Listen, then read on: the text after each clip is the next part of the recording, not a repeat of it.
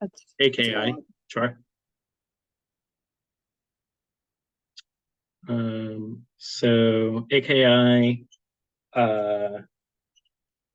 anemia, electrolytes, anything else?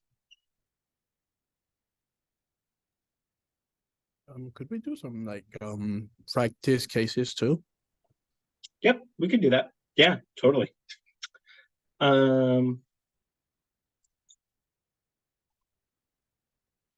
Death, AKI, patient cases. Okay.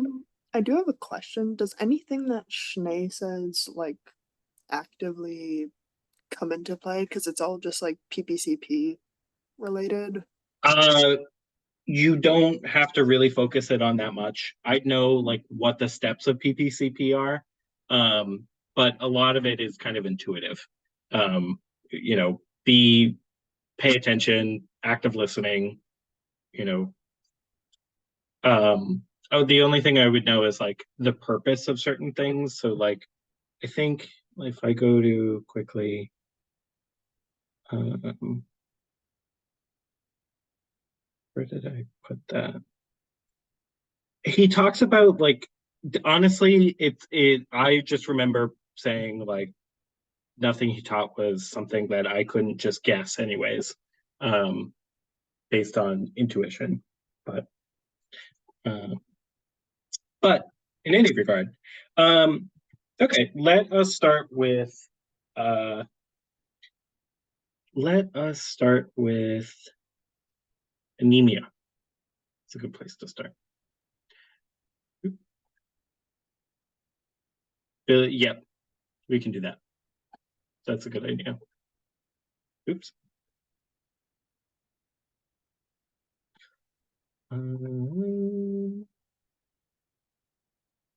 Wide view, and let me pull up notes.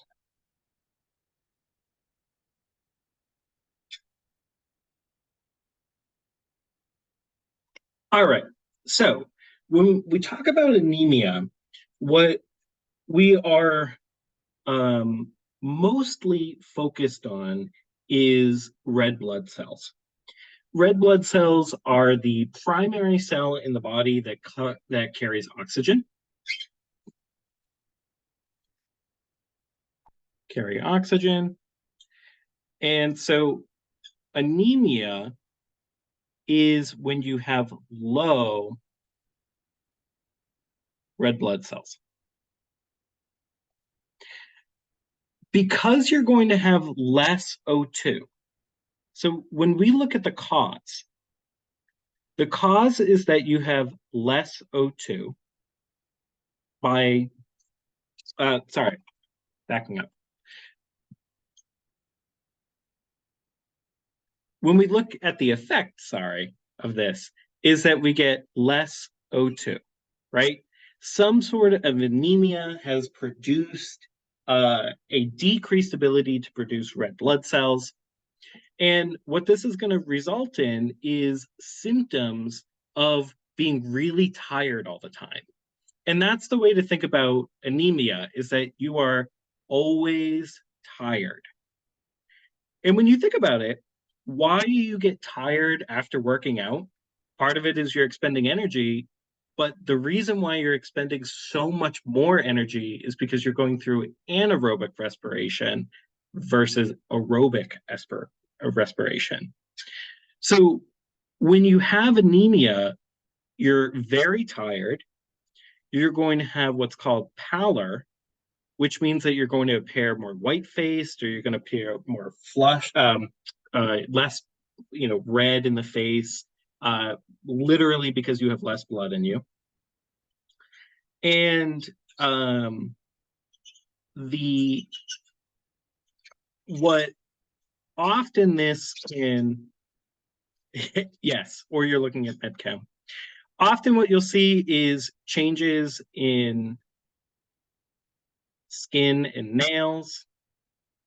And this is less because the anemia is causing a change in skin and nails, and more because the integumentary system relies on a lot of the same vitamins and minerals in order to produce hair, nails, somewhat of skin, stuff like that. And then, of course, we see a behavioral issue called pica, not pica. Pica is a condition where people eat non-nutritive foods like dirt or glass or iron pennies. And part of this is that the body is just craving usually iron or some sort of metal, and so they want to put it in the body. But really, what you should be focusing on for anemia is that you're very tired and that you're more pale than usual. The cause of this is of three potential, there's only three potential possibilities. You can increase the loss of blood.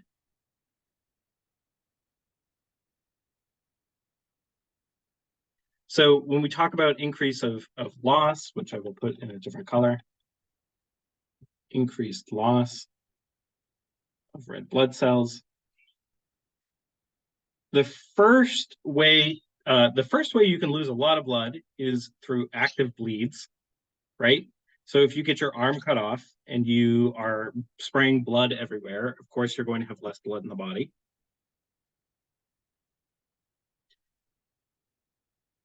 Different kinds of bleeding can be trauma. It could be a gastric bleed, so like an ulcer.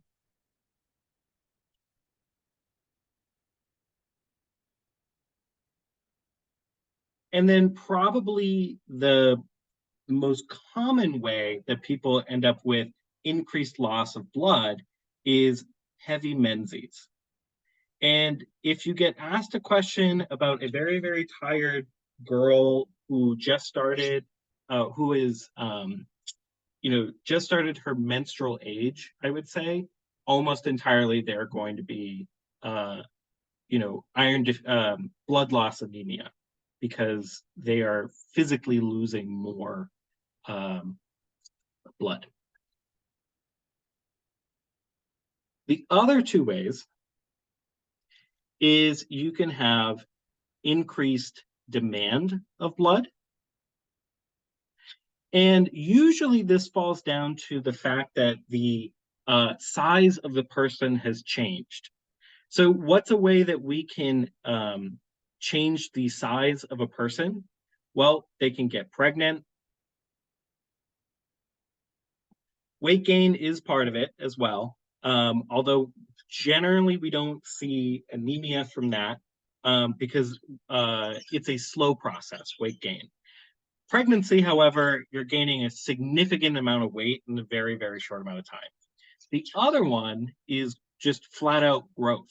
And think more of like growth spurt in adolescent children. You're growing, your muscle mass is changing, your bone density is changing. And remember that red blood cells are made in the bone. So anything that's affecting bone, like pregnancy, like growth, you're going to have changes in the demand. And then finally, you have the last part, and probably the most common is a decreased absorption of vitamins and minerals in the diet.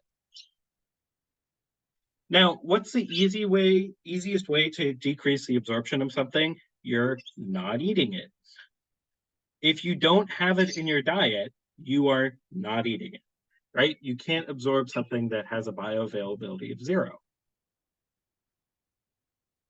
So often we see this more with things that are like strict diets. So think vegans, think vegetarians, that sort of thing.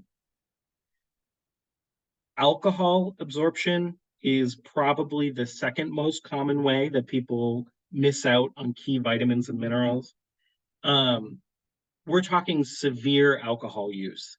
The reason for this is not because that someone who drinks alcohol doesn't really affect the absorption of these minerals. It's that people with alcohol use disorder are eating less nutritiously. So they're spending more and more money on alcohol, less on eating a balanced diet. And so they're going to McDonald's every day because it's cheap. So that way they can buy more liquor. And so again, they're getting less of it in their diet. And then finally, the key part for us is medications. Yeah, typical college student. So 3 ways that you can cause anemia: loss of red blood cells, increase the demand of red blood cells, decrease the absorption of red blood cells. More often than not, when we look at the treatment or the solution, the gold standard is replacement.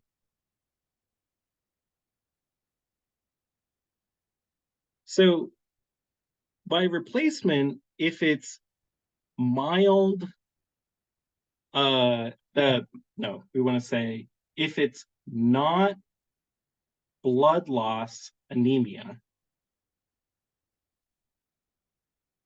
So we're talking about, pregnancy, we're talking about growth or poor diet, something like that, then we are going to supplement. If it is blood loss anemia, what should you do to someone who is actively bleeding? What would be the best treatment for someone who just came in, they got shot in the stomach, and they need blood? Yeah, stop the bleed, give them blood. Give blood. Right? So we need to figure out why are they bleeding, which sometimes, correct, a transfusion of blood, right? So this is where they would contact the blood bank and they'd say, okay, we need this amount of blood. We need, 3 bags of blood based on, the progression of the bleed, different stuff like that. Exactly. It's a risk. Usually they're very good on getting like a blood typing done. We can always give someone O negative blood type them, and then wait for it to come back. It comes back pretty quickly.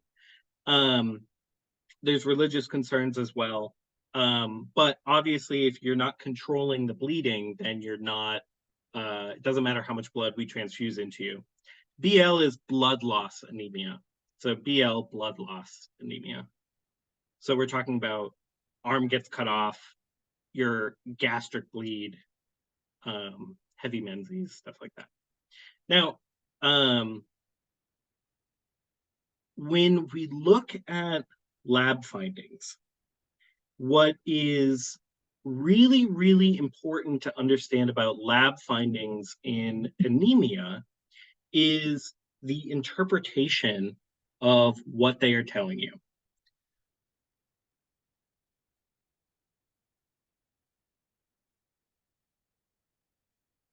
The first thing we should look at in order to determine anemia is, of course, the red blood count, right? So the RBC value is incredibly important in order to understand what kind of anemia we have going on. So if you have blood loss anemia and we draw your blood, if you have a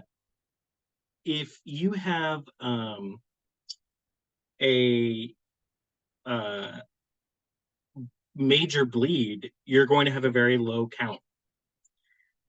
If you have some sort of deficiency in a pertinent vitamin or mineral, you might have a normal blood count.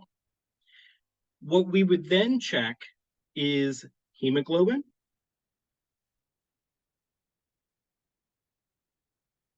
and mean corpuscular volume, MCV.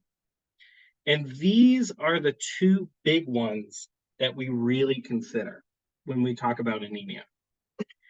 Hemoglobin is important because this will tell us about O2 carrying capacity.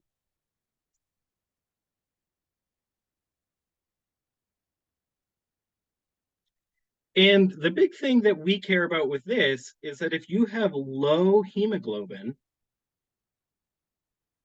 you are at risk of apoxia, which is just a fun way of saying you cannot breathe. You are unable to breathe. Not fun, right? It feels like you're suffocating, but you can still breathe. Not good. Oftentimes people generally have maybe normal, low end of normal hemoglobin levels. Sometimes we will find that they have, significantly low, which then we might transfuse them just to, bump it up. But oftentimes by fixing the issue, the underlying issue, we can figure out what is going on with hemoglobin. When we talk about the mean corpuscular volume, what this is specifically spelling out is the size of the red blood cell.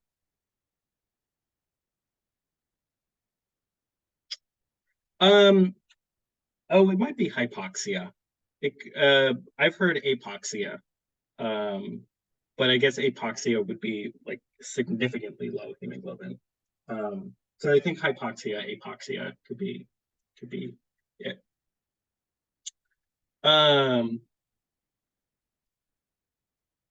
What mean corpuscular volume is essentially is you have your red blood cell, which is like a little donut shape. And when when you have impaired synthesis of hemoglobin in the red blood cell, you start to change the morphology or the size of the red blood cell. So when you have a low MCV, we would call this a microcytic anemia.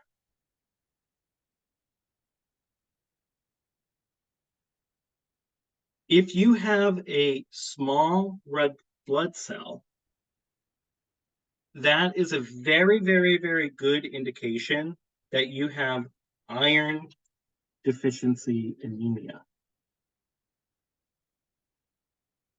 Less than 78.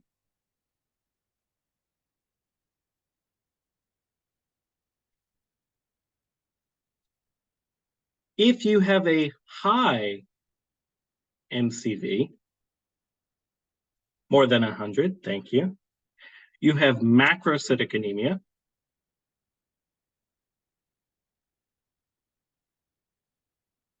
And usually this is folate cobalamin.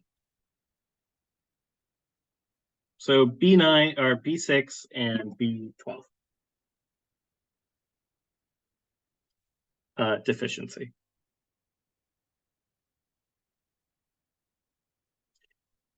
So you have a patient, they come in, you see that they have a high MCV.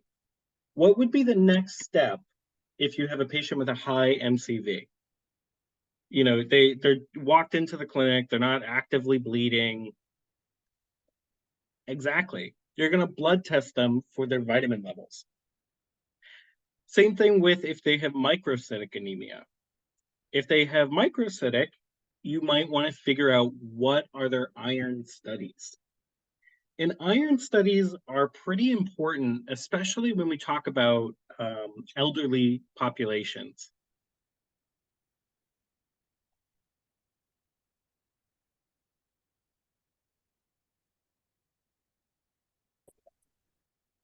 Any questions so far as well?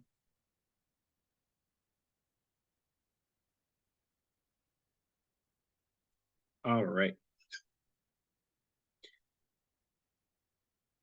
In iron deficiency anemia, what we care about mostly is 3 values. And really, we only follow the first 2. Transferrin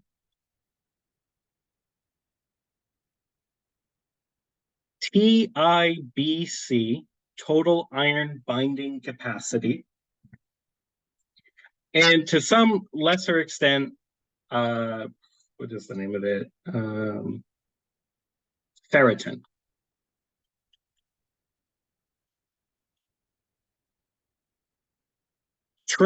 So iron is a very, very big atom. It also can get oxidized super easily in the body, right? It's going to attach to lots of different things. It's a positive electrolyte.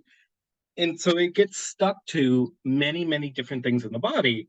So just like albumin, we developed a protein that helps transport iron around the body.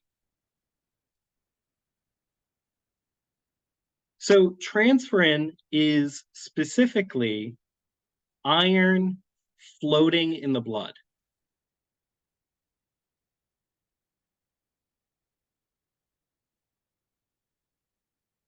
So it is out for delivery.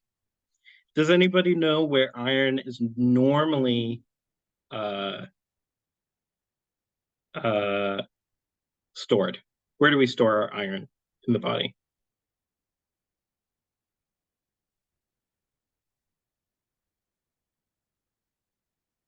Macrophages. Yep. Well, macrophage. Let me ask it this way. What organ are they normally stored in? Is it normally stored in? The liver, right. Which I guess would be the macrophage, yeah. So transferrin is the iron floating in the blood.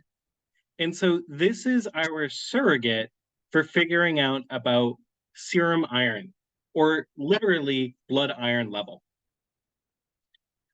So we can get the transferrin level of a patient and figure out literally how much blood is floating around in their body.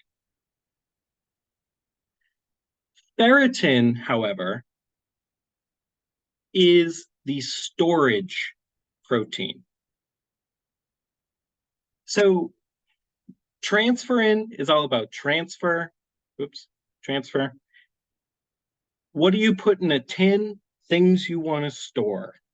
So ferritin is all about storage of iron.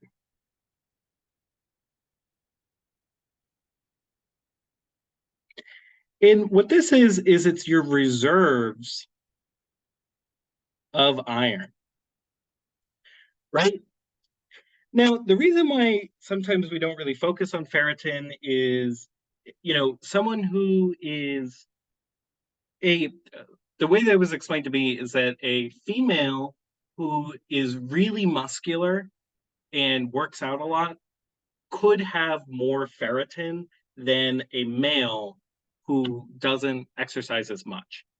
So your iron storage can be really dependent on your activity level, because we know that, once again, iron is a big, big component of hemoglobin, which is about oxygen transfer.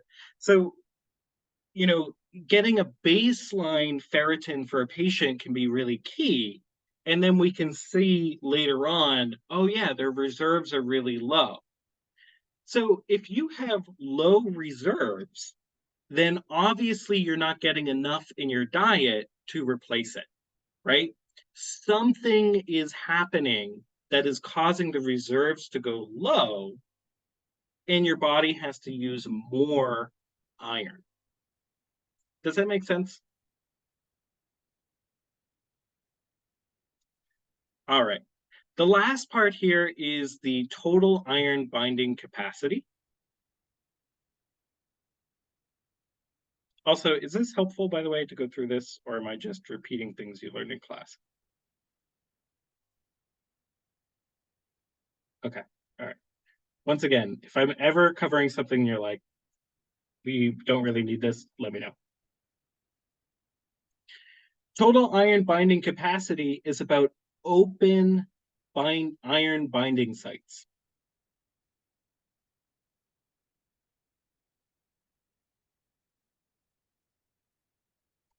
So here we're talking about iron in the blood, reserves of iron, and open iron binding sites.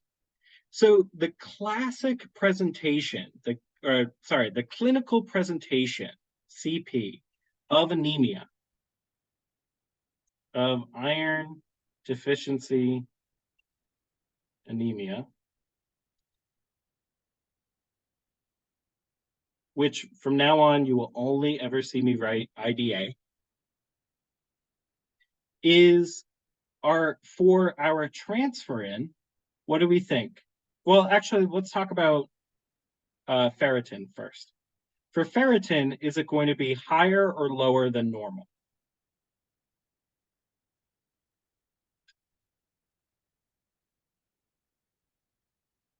Exactly, low. If you have anemia, specifically iron deficiency anemia, you're going to have low storage, right? Your reserves are going to be really, really, really low. What about clinical presentation? So this is kind of the way that it looks. Yeah. How you would find the patient. For transferrin, so the amount of iron that's in the blood, what do we expect? Should you have less or more iron in the blood? Yeah. It would also be low, right? If you have high transferrin but low ferritin, you're probably in the right before you actually become anemic, because your body is using up all of those reserves. But as soon as the ferritin isn't able to keep the blood iron levels the same, that's when we start to see these symptoms. You're very tired all the time. You're pale. And then how about total iron binding capacity? Would we have more open sites or less open sites?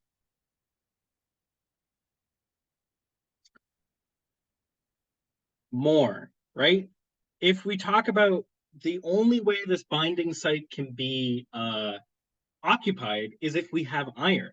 So if you don't have any iron, you're not occupying the binding site. So that means that you would have more open sites in order to bind. Someone asked if it was high transferrin and low ferritin, it would be kind of normal transferrin and low ferritin. You would never get high transferrin, or not usually. But really, on the exam, this is your classic presentation that you should be recognizing. So if you come across a patient profile and you see this trifecta, you can almost guarantee they have iron deficiency anemia. Very, very, very important combination.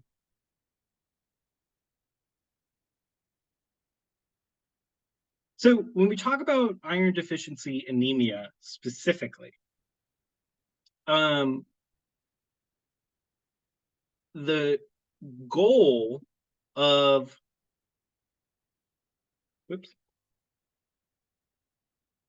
the treatment for iron deficiency anemia, IDA, is 150 to 200 milligrams of elemental iron.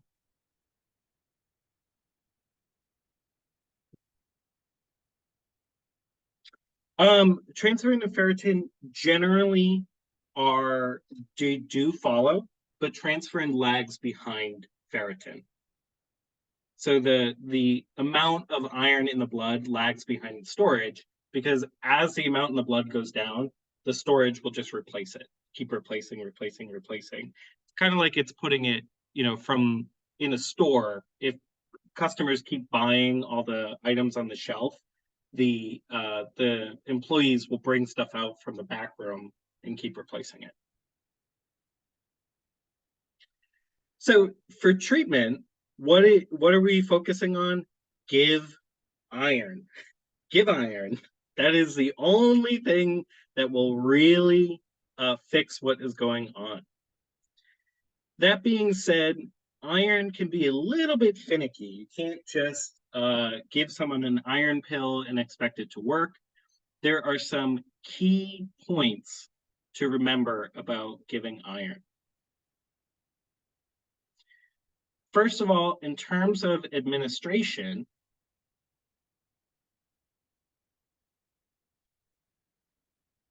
give in an acidic environment.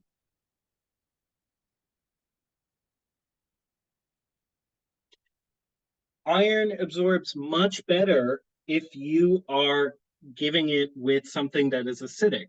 So this could be saying, oh, when you take your iron pill, drink some juice. Or you could co-administer vitamin C, also known as ascorbic acid. The good thing about vitamin C is that any excess amount that they ingest, they will just pee it out later. So you can give them, vitamin C and they'll, be great. Could they do coffee? Sure. Could they do milk? Yeah, it's slightly acidic. The key point here, though, is what drugs have a drug interaction, so DDI, drug-drug interaction with iron. What could you give that might not be best for this acidic environment?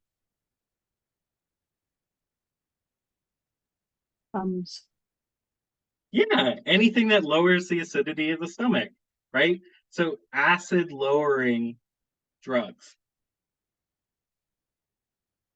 So someone said PPIs, totally. So omeprazole, esomeprazole, lansoprazole, pantoprazole.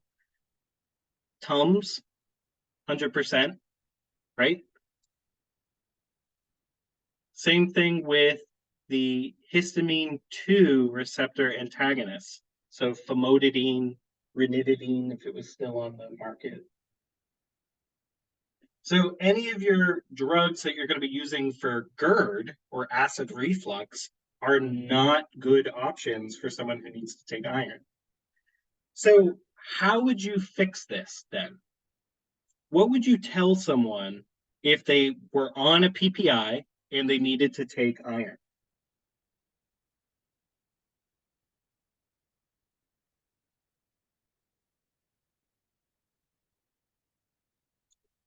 Could say pause PPI, that's an option. What we can do is we could just separate them. Separate by 2 hours. So you take the iron first, that way it can use that nice acidic environment, and then you take the PPI later. So what I usually tell people is take the iron when you first wake up, and then eat breakfast, do everything you would normally, and then by the time you leave for work or at least 2 hours later, take your PPI. Or the alternative is if you take your PPI in the morning, take the iron at night, and then that way they're separated. So separate your acid-lowering drugs from iron to stop it from interacting.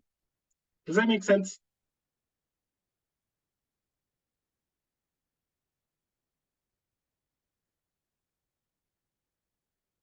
All right.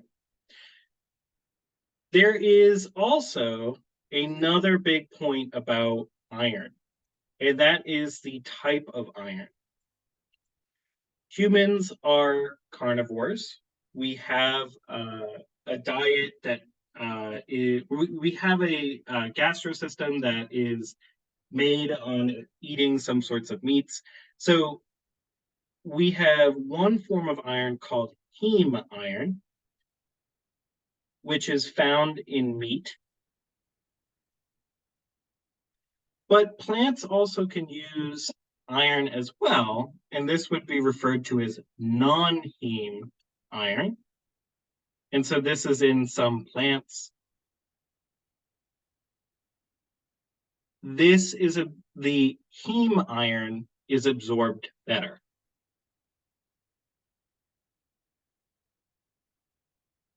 So what does this mean in terms of the exam? Sometimes you can just tell people, eat more meat in your diet. Don't say red meat because you don't want to increase their cholesterol. I mean, if it's an option on the exam, go for it. But it could be chicken or it could be fish.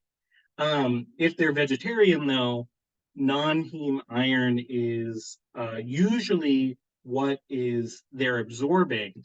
And because they're using the worst form of iron, that might be the cause and why they have to supplement. So if someone is on what is called a restrictive diet, almost always they are going to need supplementation. Almost always. Last things here, our favorite adverse effects. Really, for iron, there are only two. It's pretty well tolerated, but these are the two that people will complain about the most. Metallic taste. Metallic, bad taste. And constipation. If you have a patient who is going to be taking iron daily and you do not tell them that they can become constipated, you are a bad pharmacist. If you're on iron daily, you will become constipated. Often you see people, especially young women, that they start a birth control that has iron in it. They don't realize they become really, really constipated, and then they don't, they don't realize how we could fix it. Stuff like that too. Yep. And then, so the other part to this as well is that you get some GI upset.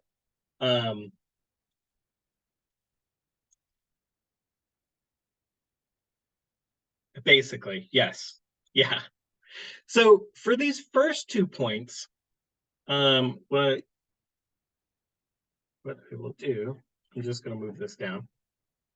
So in order to fix metallic taste or GI upset, what you should be telling someone is take with food, right? If they're getting nausea, it's probably because it's irritating their stomach lining. If there's a bad taste, eat it with something that tastes better. Something, use a chaser, juice. It's a great idea. Most of these are in a tablet or a coated tablet or a capsule. So usually the taste isn't as bad of a thing anymore. But especially GI upset, sometimes people can get nauseous. So any kind of food, bread, eggs, whatever it is, really, just take it with food. For constipation, there are 3 things that we can do. It is never a bad idea to say more fluids. There's only a few disease states that we have to limit fluid intake, but really that is the kind of key concept here.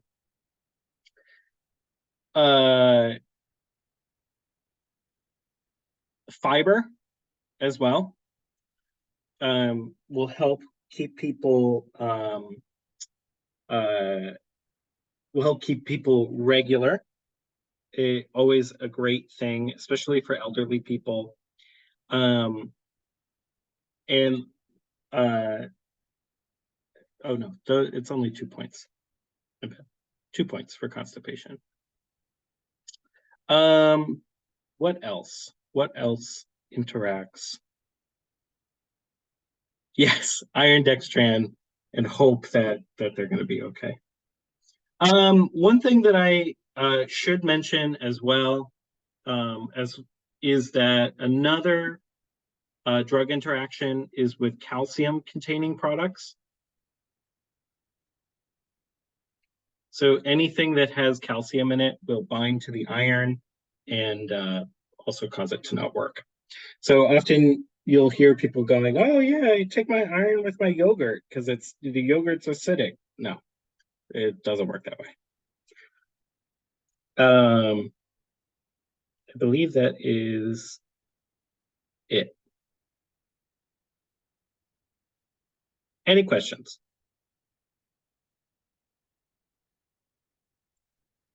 Oh, for the constipation too, can we just give them a stool softener? Yeah, totally. So if maybe, oh, I think that was the third thing I was thinking about. Laxatives, especially for elderly people. Laxatives can be a really, really good option. Later, you'll learn about which laxatives to choose, but essentially, if on the exam, if you see fluid fiber of laxatives, go ahead and give it. Good idea. Just slam that shit into them.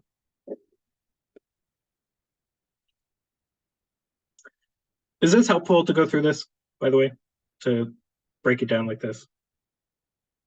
No, no. Therapeutics is probably, if I remember correctly, therapeutics doesn't do a lot of select all that apply.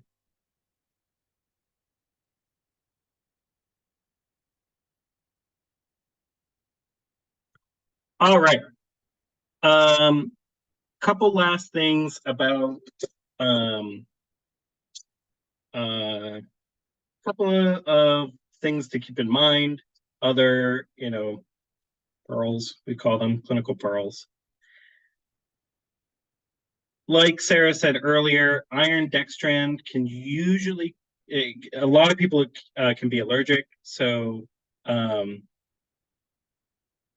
you should only use it really in people who can't have a different form, and you are testing to make sure that they're okay with it as well. I believe it's really only used in the hospital setting, but it is a point that should be considered.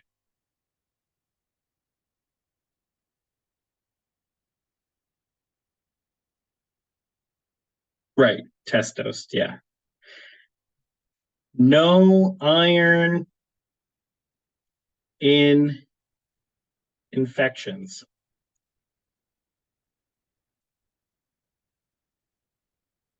Please don't give your infected patients iron. Bacteria thrive on iron. You can really make an infection so much worse by giving iron. Tons and tons of iron. And then finally, a lot of times with these supplements, check adherence. So if a question on an exam is ever saying, a 2-week follow-up with a patient, what should you do? Check adherence. Always check adherence.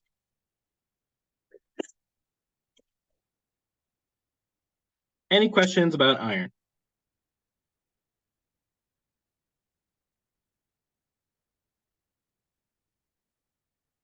All right, let us go through the other two sort of quickly. They have less to talk about. All right. Folic acid.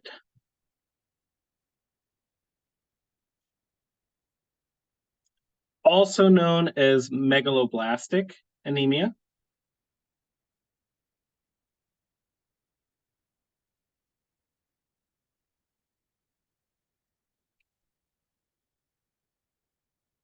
What is essentially going on here is that where iron is a major component of the hemoglobin function, folic acid and cobalamin are a major component of the hemoglobin synthesis.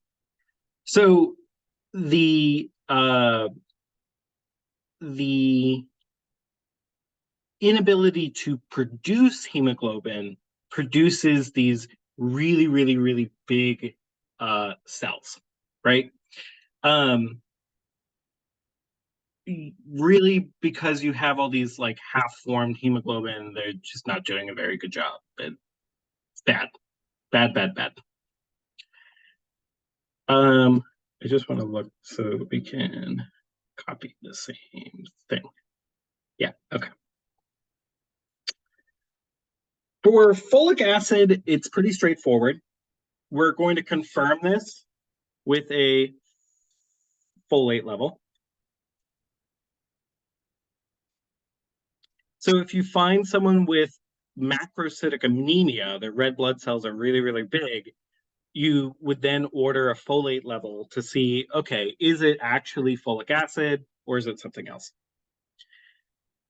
The key takeaways that we have about this is really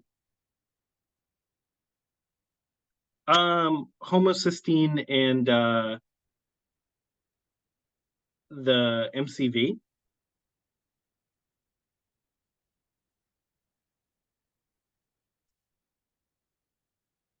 Methionine? Okay. Homocysteine is another option. The homocysteine level. I don't think people usually check homocysteine a lot. I've never seen it when we've checked for anemia, but I could be wrong. But I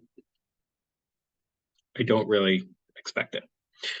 In any case, if you have folic acid anemia, we expect to have low levels of folate or low levels of homocysteine, right? You are missing a key vitamin in the blood. We expect, of course, you to not have any of it.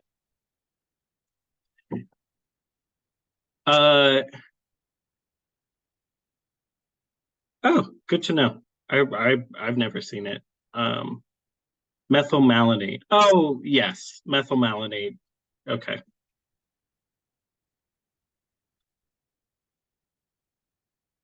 These are cofactors, I believe, in the synthesis pathway. So any one of these.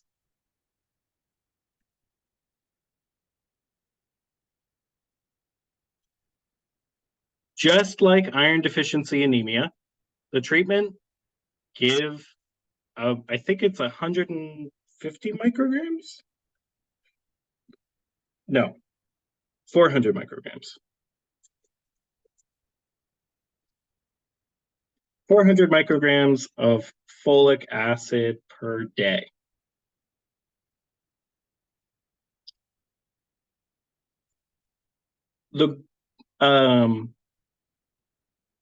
This can be elevated all the way up to 1 milligram of folic acid per day.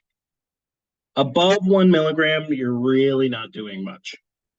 So anywhere, we'll start at 400 micrograms. If that's not having an effect, then we'll do 1 milligram or up to 1 milligram.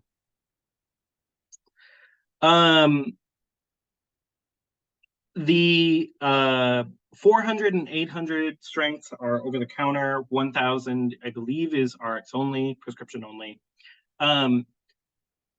The key points here. Key points. In terms of adverse effects, they're pretty minimal. Maybe some nausea.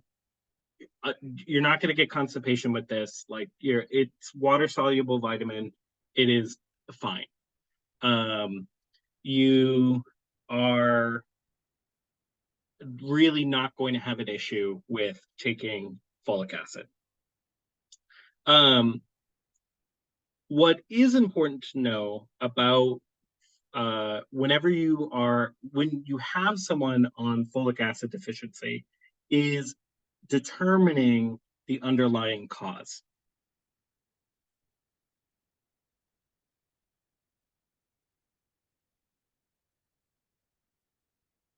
So, for example, if it's a restrictive diet, like they're vegan, they're vegetarian, they should be getting folic acid in their diet. So usually where we find folic acid is in things like grains. And so understanding if they're using grain, like what are called raw grains that haven't been processed in a way that they add in the extra vitamins by law. So a restrictive diet is always a way of doing it, vegans, vegetarians. If it's alcohol, misuse or addiction. This can be a major cause of megaloblastic anemia. Megaloblastic? Pernicious? I think it's megaloblastic. I think the other one's pernicious.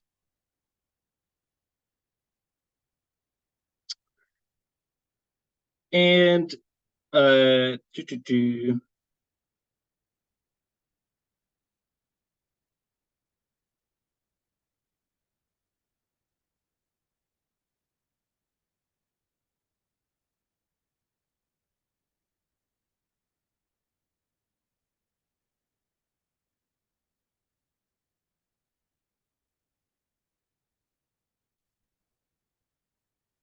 malabsorption. Yep.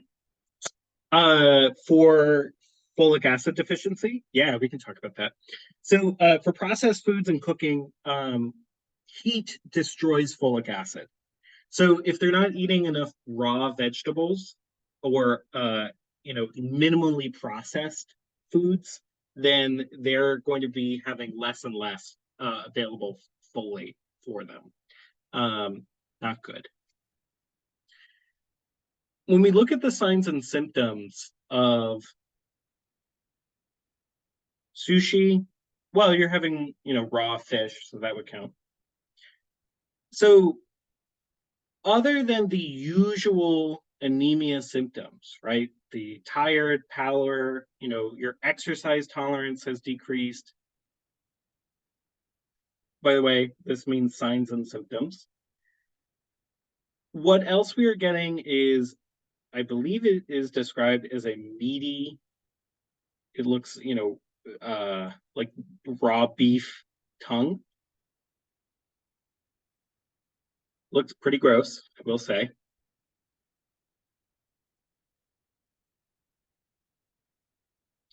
And usually it is pain, nausea, vomiting following a meal.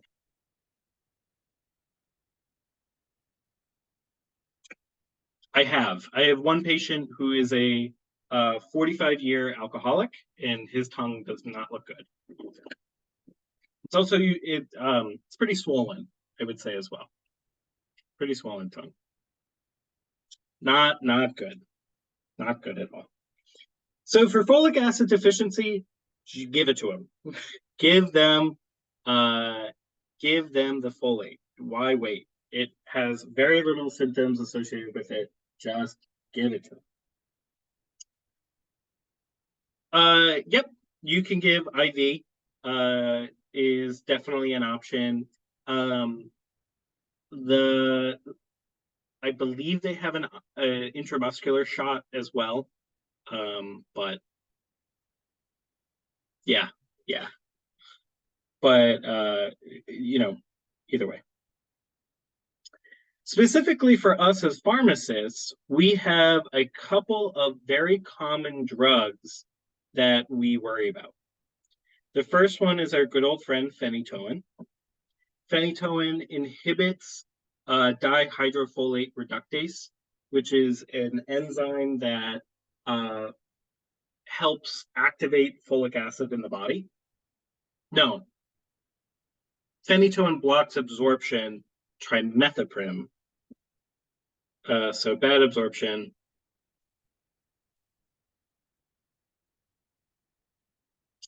Trimethoprim, which, does anybody know what trimethoprim is part of? Exactly. So this is an antibiotic. Methotrexate, which, does anybody know what methotrexate is used for?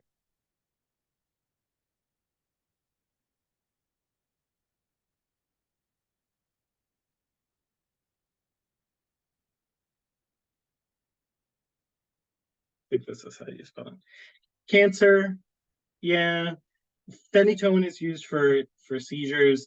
Methotrexate can be used high doses. It's used for cancer. Lower doses, it's used for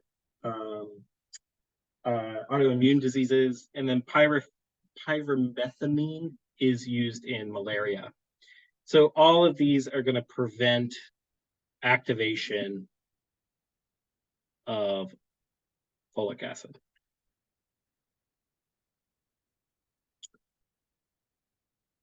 I'm not that slay. Any questions about folic acid?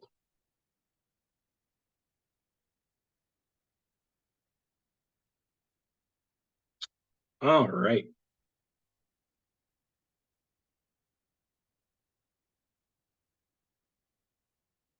Last on our list, we have probably the one that you will see less often, except in alcoholics, is cobalamin, which I believe is vitamin B12. Your diagnostic, you're obviously just going to get your vitamin B12 level, right? Which in this sort of anemia, we're going to find markedly decreased. The reason why we find less and less,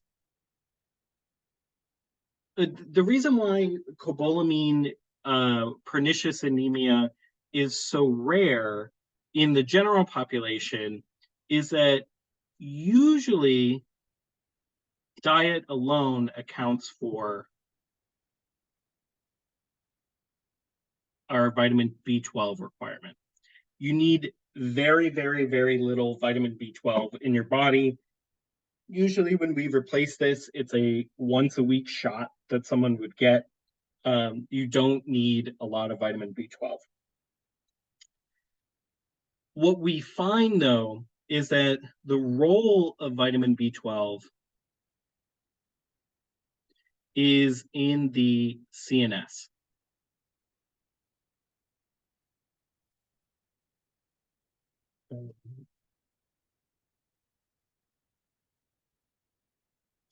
So in addition to the regular sign and symptoms, right, that we get for anemia,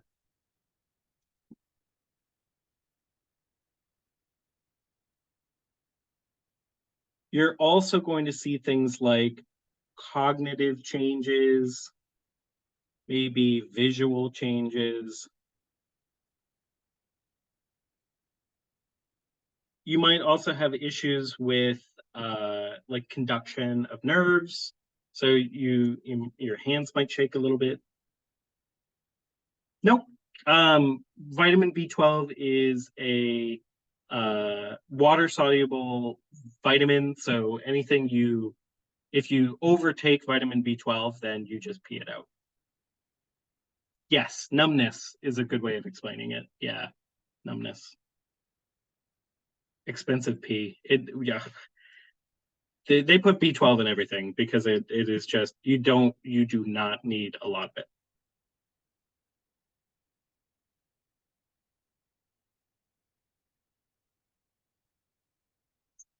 All right. Just to specifically talk about the homocysteine and the methylmalonine, unlike folate, for homocysteine and methylmalonate, both of these are unaffected or increased in pernicious anemia, in vitamin B12. So if this could be part of the differential diagnosis, if for whatever reason you find you have macrocytic anemia, meaning it could be folate or cobalamin, and you find that they're increased, that's cobalamin. Or if they're decreased, that would be folic acid.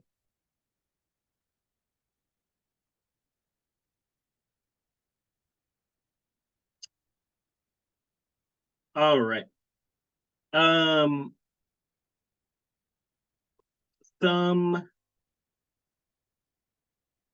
drug interactions to be aware of.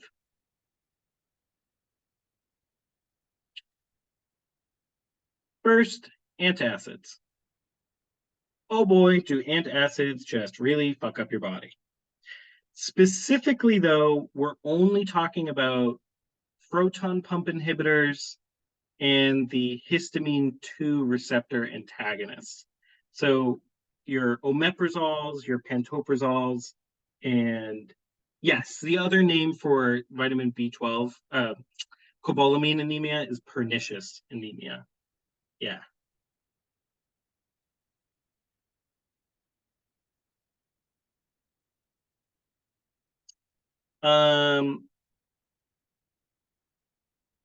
The other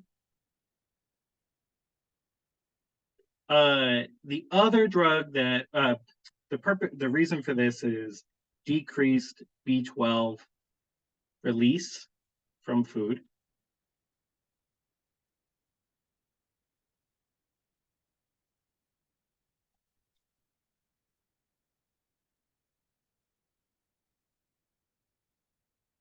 And the other one is metformin. Metformin, very, very, very common medication. I believe it's about a 30% decrease in the amount of cobalamin you would get from your diet, which is a huge amount. And the reason for this is a calcium-dependent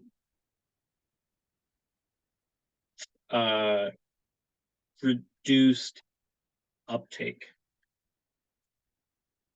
So in other words, metformin is messing with the balance of calcium that would normally help with vitamin B12 absorption.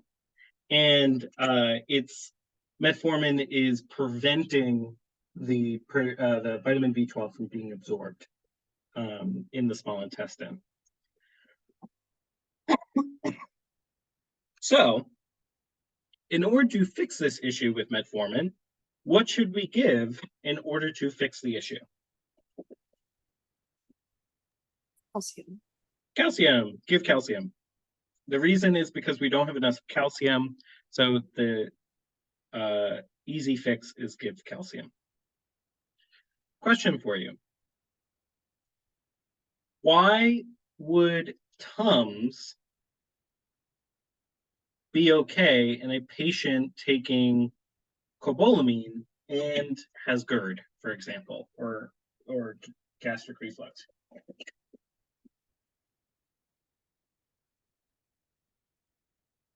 There you go, Kaylee. Tums is calcium carbonate. Right? So you're giving calcium. Totally fine. Any questions about cobalamin? Ooh, would cobalamin anemia also like make you tingle a little bit, like a tingling sensation, kind of? Yep. Numbness, tingling, any sort of like what's it called? Sensational issues as well. You know, totally. Yep.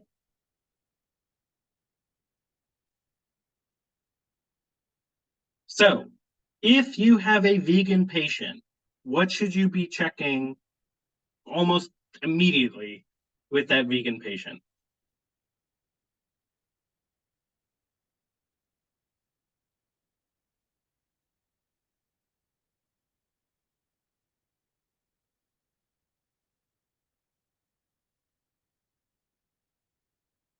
Especially if they're like a vegan. What should you be checking in a vegan pregnant patient? So a patient comes in, they say, I'm pregnant and I'm also a vegan. Exactly. You're going to be checking, are you supplementing your iron, B12, and your folic acid? Which, if you look at the contents that are in prenatal vitamins, most of it is iron, folic acid, and B12, as well as some other stuff. It's all of them, but you know the major reason is because we don't want them. A anemic mother is a very, very, very bad state to be in. Not good. Not good at all. For her or for the baby.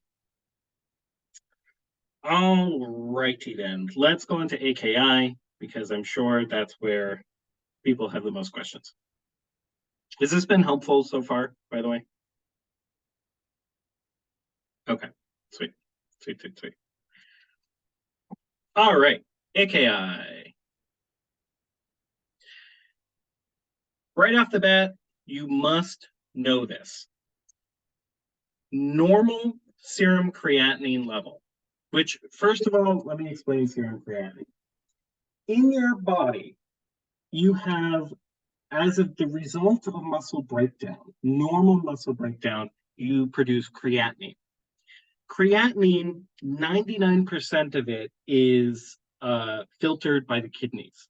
So it makes it a very, very good marker for the function of the kidneys. When you have normal serum creatinine, what we see is a level less than or equal to 1.5, 1.6.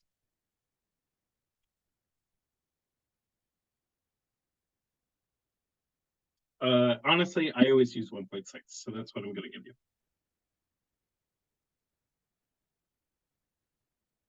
All right. Normal serum creatinine equal to or less than 1.6. Your stage 1 AKI, figuring out baseline, yeah, we'll take a look at that. That's a good reminder. Your baseline AKI, first of all, if you just have this is the way that I think about it, okay? This is a good way to think about it. Let's say that you have a mystery patient. So this is someone who just walked into the ER. You have no clue who this person is. And your known patient. So this is someone that, is in your outpatient clinic. You have data on them already. Stage 1, you would either be looking for a serum creatinine, is this a good way of explaining it? You know what? I think this is too much of fifth year stuff. I'm going to backtrack on this because I think I'm going to be giving you guys the wrong information, and I don't want to do that because I remember exactly what they talked about this year, and I know how they're going to test on it. Let's go back. Stage 1. You have two ways of figuring out stage 1. They're either going to be increased serum creatinine of greater than 0.3, or you find that they're 1.5 to just about 2 times baseline.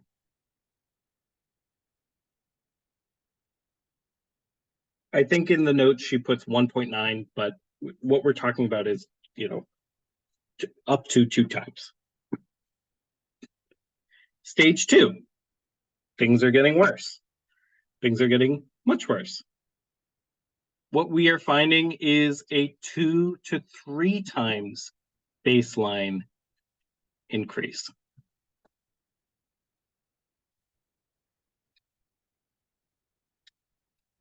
And then finally, stage 3 is greater than a 3 times baseline increase.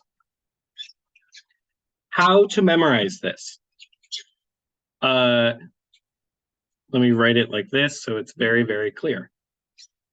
Stage 1, 1 to 1, right? 1.5 to 1.9.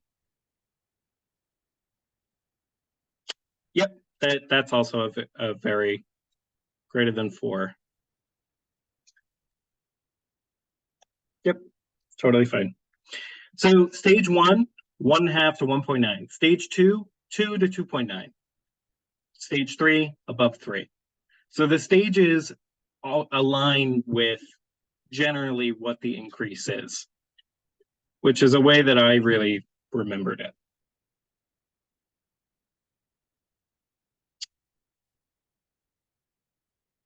The next thing to look at is serum blood urea nitrogen.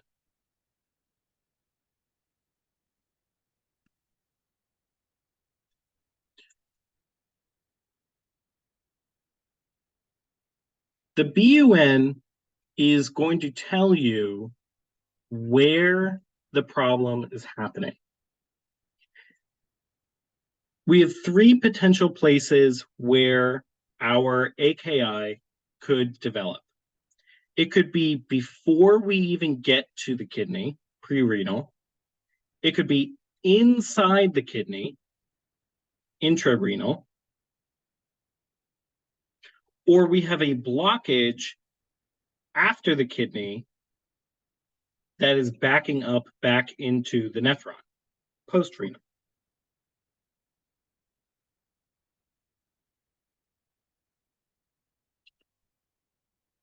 What we do is we take the BUN creatinine ratio.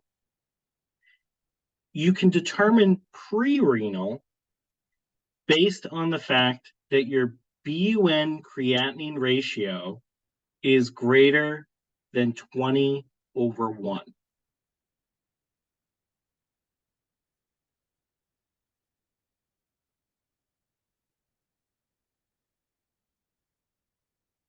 So for example, if we had a BUN of 45 and a serum creatinine of 1.7, let's say 2.1. Then what we would do is we would take 45 over 2.1 and what would this math be? 21.4. So that is above the ratio of 20/1. So this is clearly a pre-renal cause.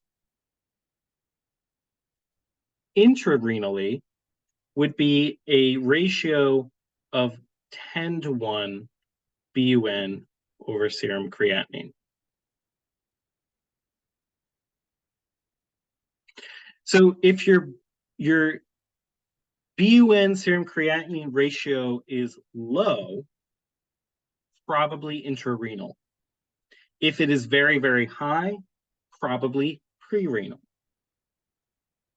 So this ratio can be a very, very, very important way of determining what kind of issues are going on. Any questions about that?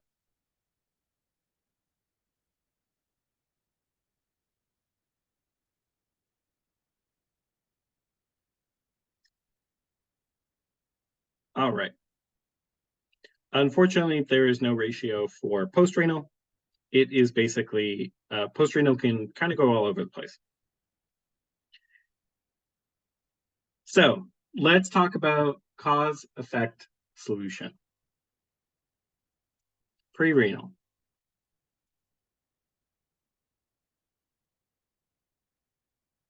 Pre-renal AKI. Pre-renal AKI, the cause is that there is decreased blood flow to the kidney. So for some reason, the kidney is not being perfused nearly as well as it should be. There are, I would say, two common ways, one uncommon way, and then one way because of a bad pharmacist. The first cause is because of hypovolemia. Is Derek here? Derek. Hello, Derek. Hello. Hey guys.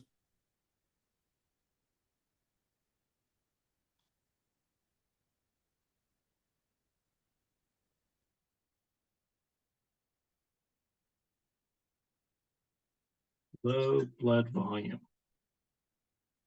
So if you have a low blood volume, right? If there is not enough blood in the veins and arteries, of course you're not going to have enough pressure in order to squeeze anything out of the blood, right? So usually the most common reason for this is because of a decreased volume. And what are some common ways that the amount of blood, specifically the amount of water in the blood, usually decreases?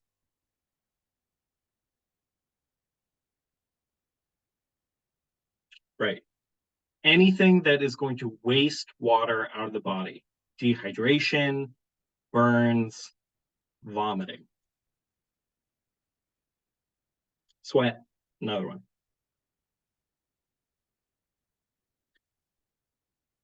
Burns have to be pretty severe and they have to be over a large part of the body, but dehydration, vomiting, and sweat, very common.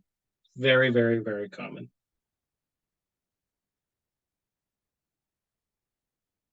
Diarrhea, yep. In terms of what pharmacists are doing, diuretics. Right? If you are giving someone too much diuretic, then they are peeing too much, and so they're going to have low blood volume. If you have low blood volume, you have low blood pressure. So one of the key ways that we can identify if someone has hypovolemic pre-renal AKI is by looking at their blood pressure. So hint, hint, hint, if on the exam you have a patient with pre-renal AKI and low blood pressure, they're probably dehydrated or they've got over-diuresed, too much diuretic. What would be the treatment for hypovolemia?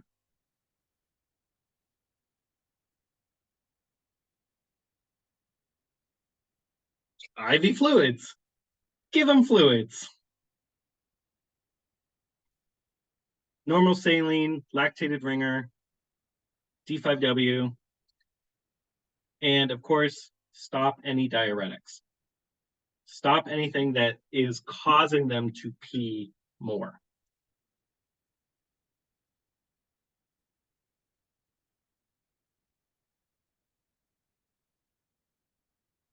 Next on our list is sepsis. So we're talking about a systemic infection. So an infection that has gotten so bad that is affecting the entire body. And what is going on here usually is that we're getting inflammation around the kidney, which is decreasing blood flow to the kidney. Right? So inflammation causes constriction of the blood vessels. So if you constrict blood flow, you're going to decrease blood flow, and less blood is going to get to the kidney, and it's going to have a worse job. So what would be the treatment if you found out that someone had AKI due to sepsis? Exactly. clear the infection. Also, give fluids. If someone has AKI, please, please, please, please give them fluids. Lastly on our list is because of drugs. And all of these drugs are because of decreased perfusion, which is blood flow,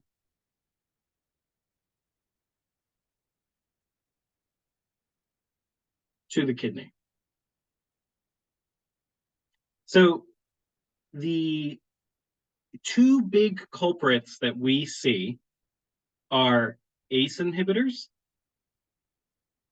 which are constricting the efferent, I believe.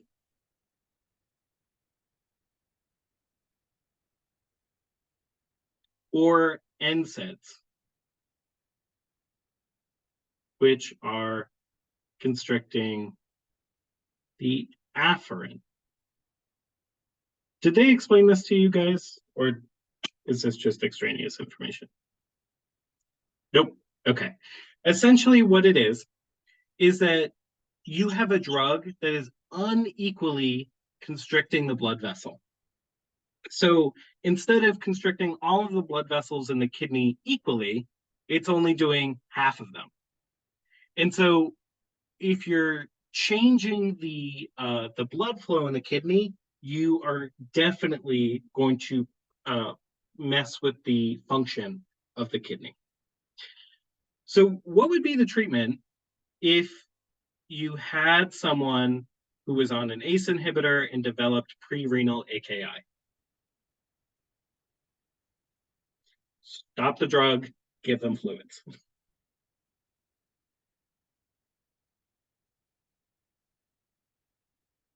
How would you know that it was a drug caused for the exam? Usually it's because the drug was given and then a week later they develop AKI. It's a very, very quick turnaround, okay? This isn't, they've been on an ACE inhibitor for 30 years and then all of a sudden develop AKI. No, it is that a change in the drug regimen caused the AKI. So maybe their dose was increased and it, was too much, something like that. Does that make sense? Okay, sweet.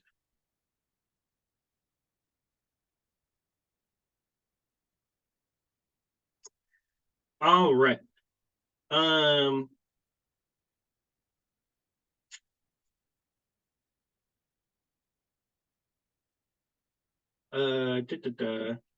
So key takeaways is for pre-renal is give fluids and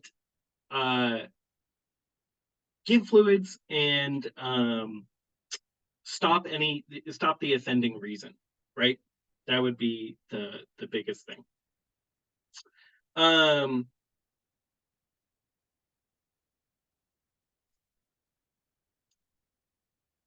Intrarenal.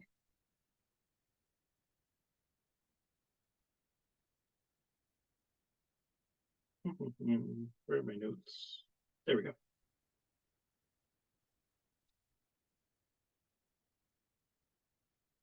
Intrarenal.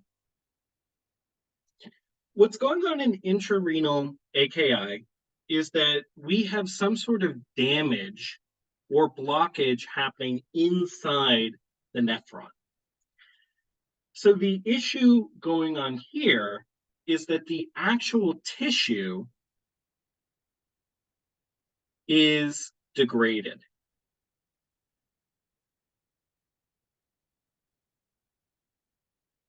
Or blocked. We have three kinds of intrarenal AKI.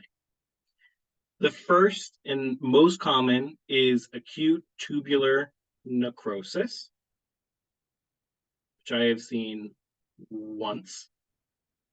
Not good. ATN is a condition that where the tissue, the tubules, are actively dying.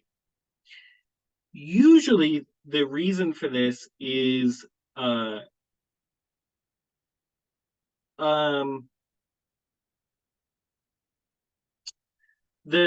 reason for this is because of, once again, sepsis. So you have some sort of infection that is causing the death of the cell. Sepsis, yes, but it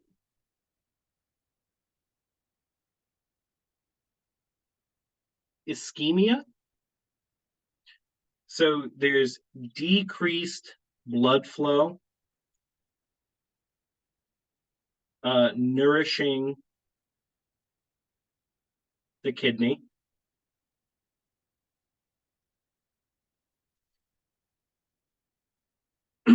So this would be something like hypertension. The idea here is that if you're not feeding the kidney blood, you're not giving it oxygen. So that tissue is going to die. And when that tissue dies, it's not going to function the correct way. And then most importantly for us as pharmacists are nephrotoxins.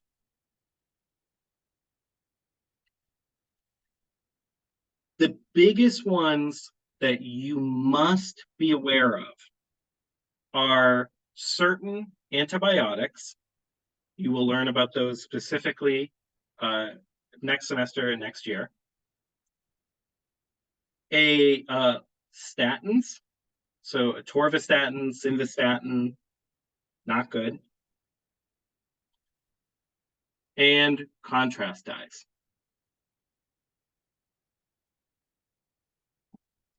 These are some of the, and the last one, it would be anti-neoplastics.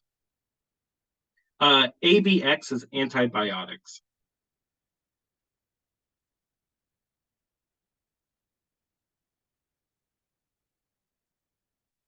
Last one is cancer drugs. Amphotericin B, cisplatin, no good.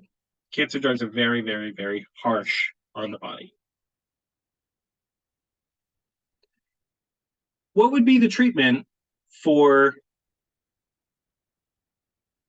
ATN? What do we think? Stopping the drugs? 100%. Stop the drug and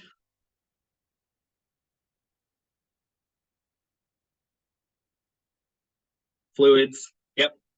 So stop the drug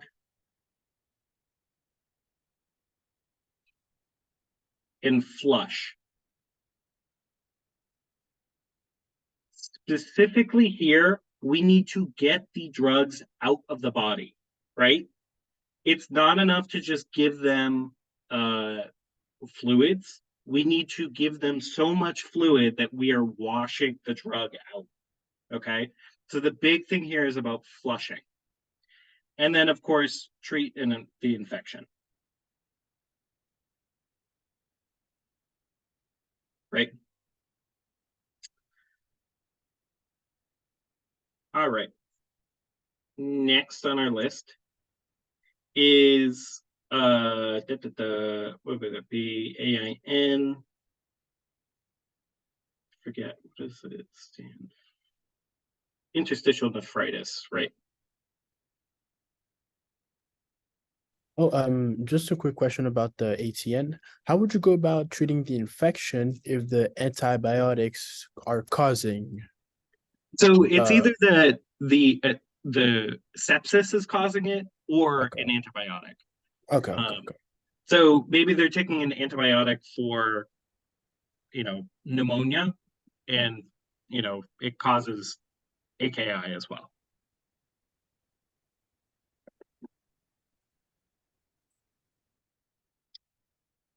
nephritis, and then rhabdo. Did you talk about AIN, acute interstitial nephritis? Yes, okay. I can talk about rhabdo and I can talk about AIN. I can do that.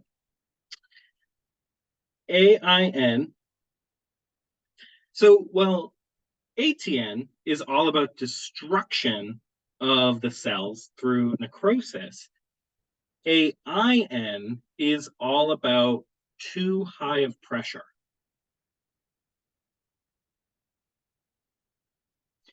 For whatever reason, there is some sort of inflammation going on in the kidney that is causing too high of pressure. Is that the best way of explaining it? I don't think that's not the best way. We'll simplify this. It's really just inflammation. Too much inflammation. Inflammation causing swelling of all of those nephrons, which is going to, of course, prevent them from adequately having access to the drug, to the blood in order to filter it. Specifically, what's going on here is really a drug causing a hypersensitivity issue. Drug causing an allergy.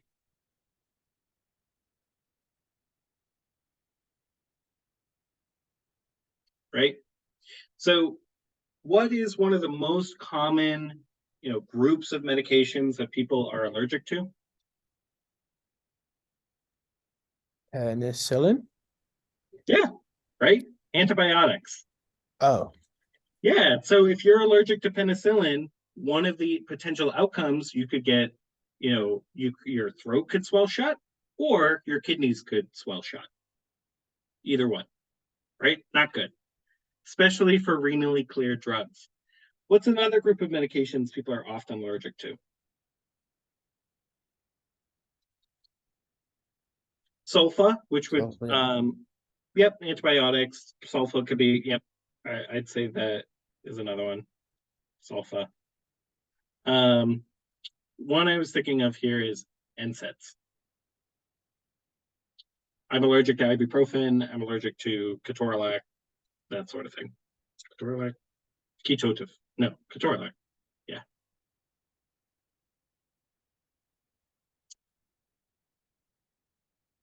So obviously, what would be the treatment here?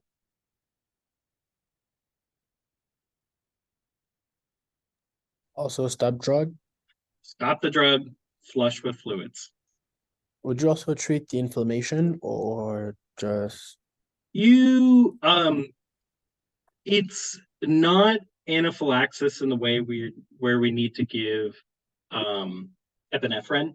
It's local hypersensitivity in the kidney. So the best thing that you can do is actually just get rid of it. One of the issues with giving epinephrine is that you have to give it, you have to give it quickly, but the other thing is it's vasoconstrictive. So if you try to give it and have it go to the kidney, it's just going to make things worse.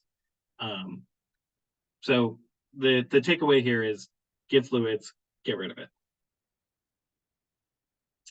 And then finally, again, we have tubular obstruction.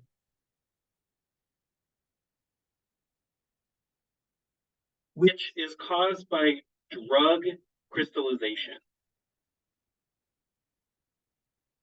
not kidney stones. Okay? Kidney stones do not form, they can form in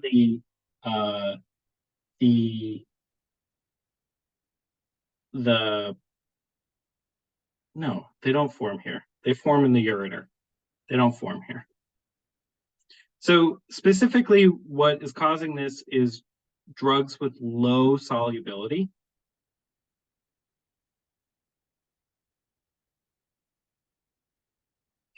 Your biggest ones are going to be acyclovir, methotrexate, yeah.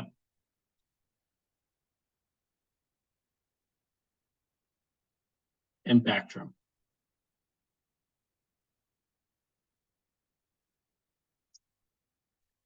So, what is our treatment going to be?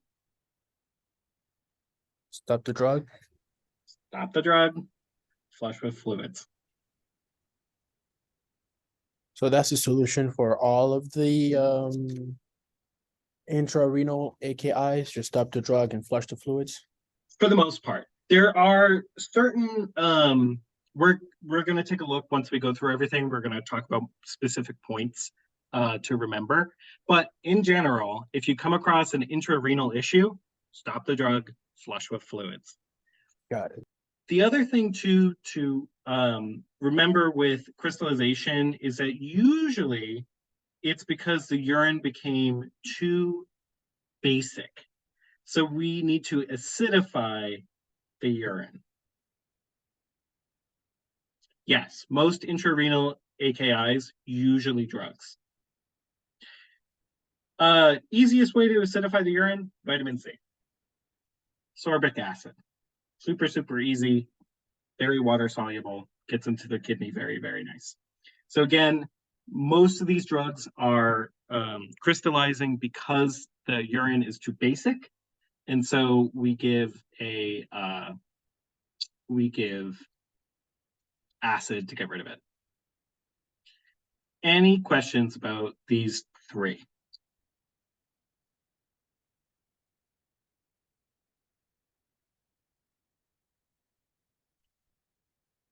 All right. There is one drug therapy that we can do in intrarenal. I think it's only really one. I think it would be AIN, really, because it would make sense in ATN. That I will mention here. What is something that we can give someone if they're having lots of inflammation? What is something that we can give someone if they're having lots of inflammation?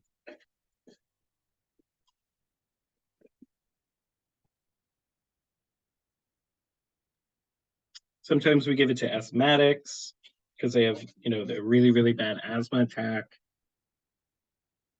It's also known as an ICS when it's used for asthmatics. We'll use it for people with arthritis. NSAIDs, good idea. Problem is that it could be the cause. Albuterol, okay, you guys are on the right track. Talking about corticosteroids. Oh. Like in ICS, right? Inhaled corticosteroids. So corticosteroids decrease inflammation.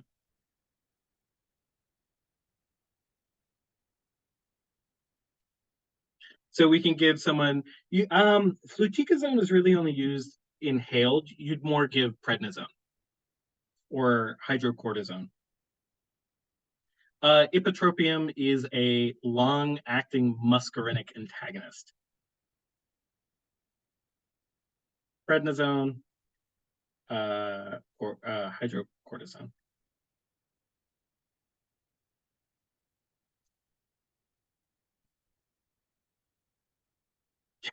Don't tell Keel. Yes. Yep. Tamsulosin would be later.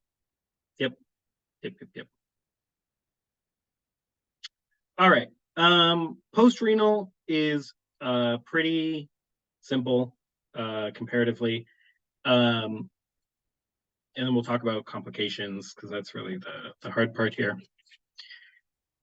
Post-renal. The issue with post-renal is that something outside of the nephron is causing an issue and backing it up into the kidney. More often than not is that we have a bladder issue, sometimes the ureter, preventing urine flow.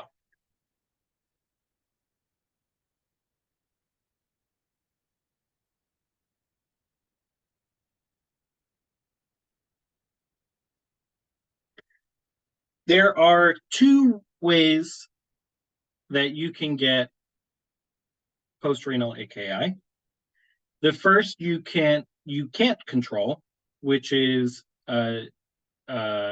anatomical defect.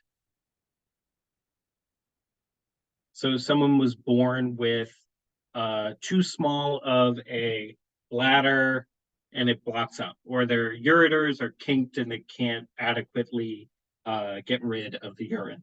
So some sort of congenital defect that is causing the issue. The other is a obstruction.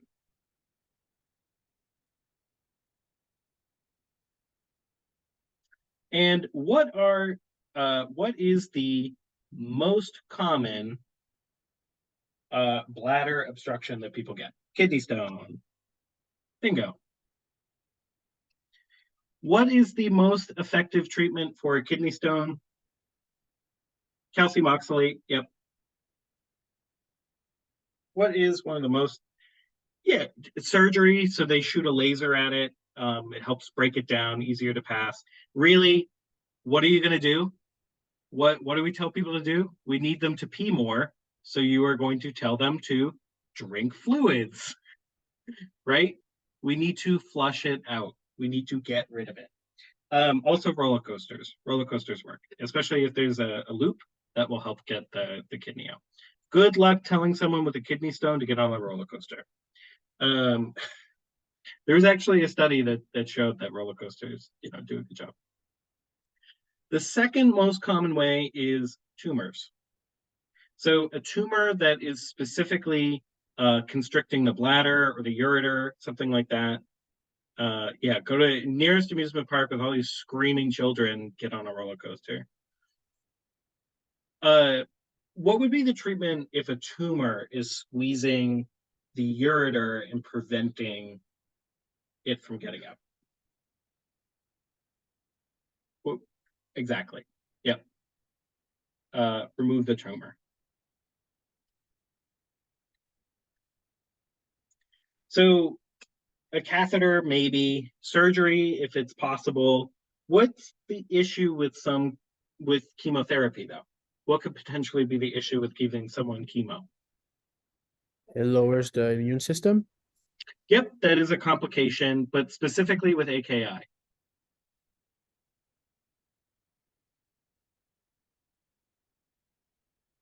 Painful. They can cause intrarenal AKI. They're toxic, right? Very, very toxic to the kidney, right? So if someone is getting a cancer regimen, often we will infuse the cancer drug and then flush them with tons and tons and tons of fluids. Oh my God, so much fluid. And by the way, when I talk about flushing with fluid, a flush is IV. Drinking fluids is by mouth, right?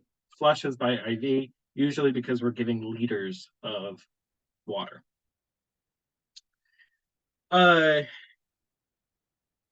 We could have a clot, which is usually from bleeding. So some sort of bleeding in the bladder got sucked up into the ureter. It's preventing it from coming out. Same thing here. Drink fluids. This is not the sort of situation where we need to give an anticoagulant. By this time, the clot has already formed. We're not worried about more clotting. We're more worried about what the source of the bleeding is and then just getting it out. Usually, an anticoagulant may not be needed. And then finally, specifically for men, is benign prostatic hyperplasia.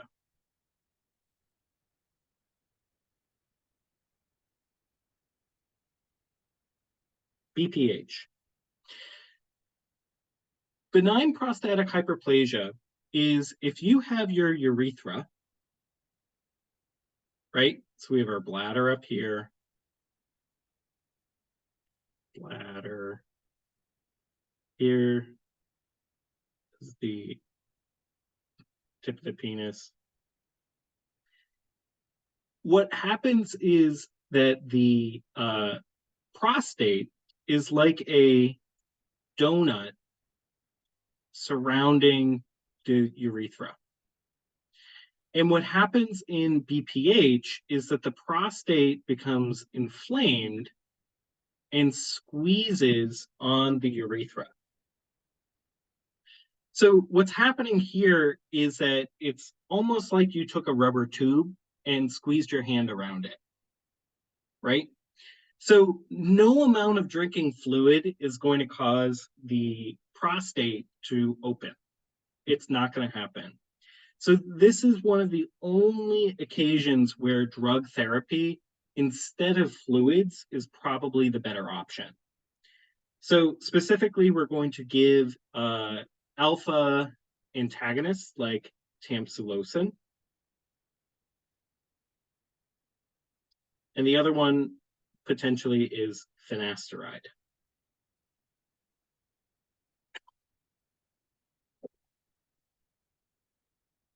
Does that make sense?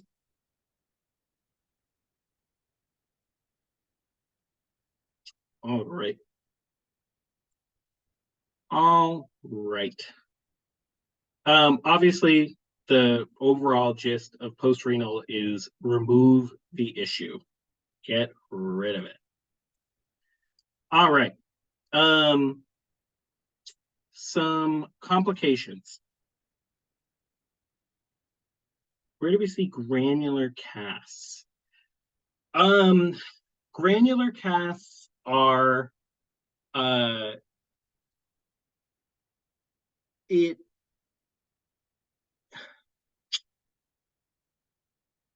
granular casts are from the breakdown of tissue, and that would be tubular necrosis, ATN.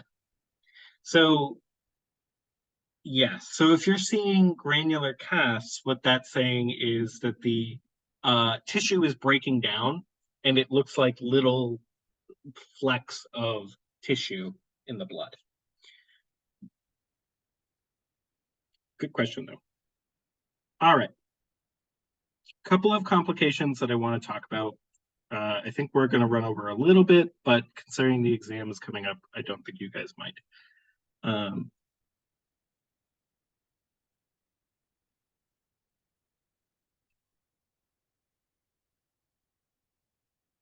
Earlier, I said that there are some conditions where we limit fluid intake.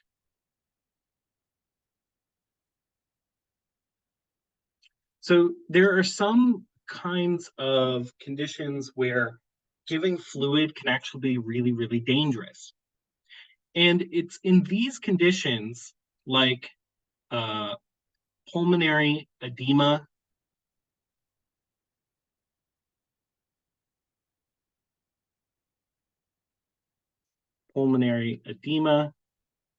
or congestive heart failure.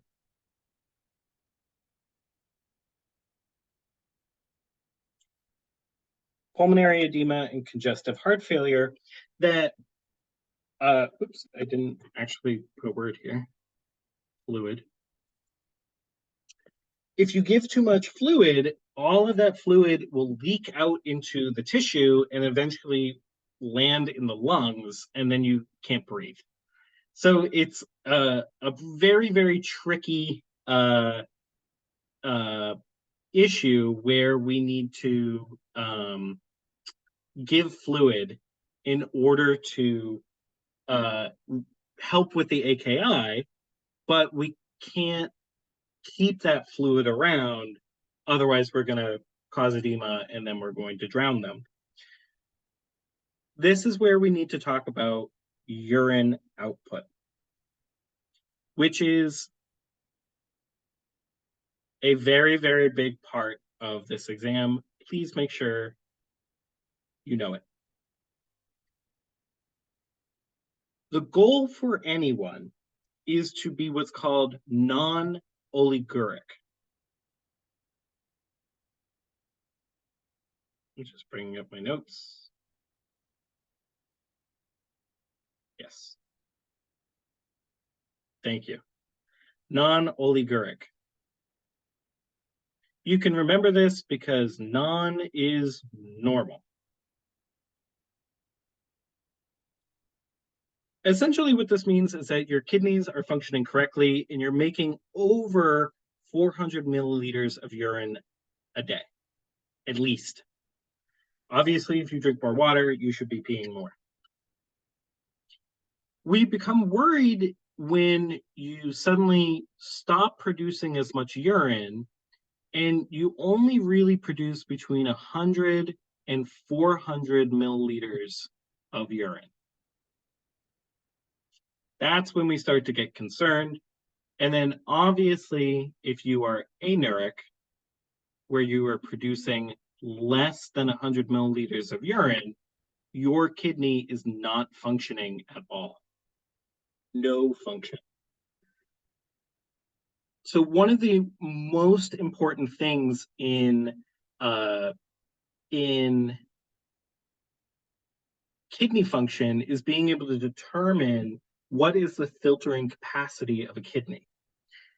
Now, of course, if you drink less, you pee less, right? So just because someone produces less than 100 milliliters a day, are we actually giving them fluid, right? That's the first question. But normally what we should see is a pretty level ins and outs, right? The amount that we give in terms of, IV fluids, we should see more, as much come out. In AKI, AKI starts here. The goal of any AKI is to get here. No matter the AKI, our goal is to become non-oliguric. How do we normally become non-oliguric? Give fluid. Giving fluid is the best way of doing this. Give fluid. And this is where we need to go back to this idea. What happens when we cannot just give fluid? What we do is we match the intake with diuretics. So in conditions like pulmonary edema or congestive heart failure, where fluid intake is, what's the best way of saying that? It's not careful, it's is potentially dangerous.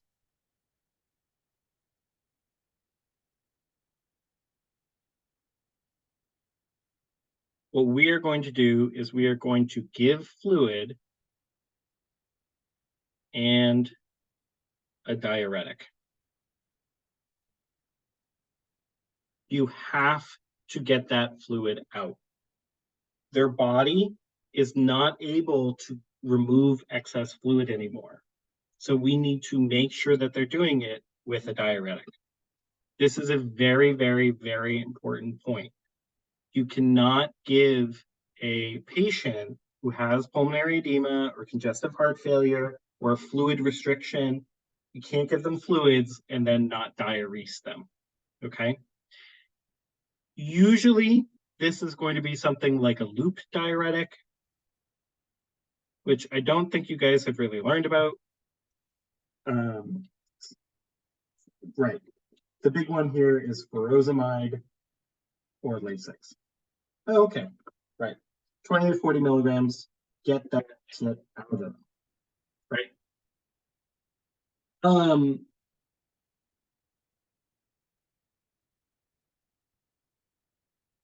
All right. One of the other complications of, yes, as soon as it generates, I'll post it up. Yep. Have a good night.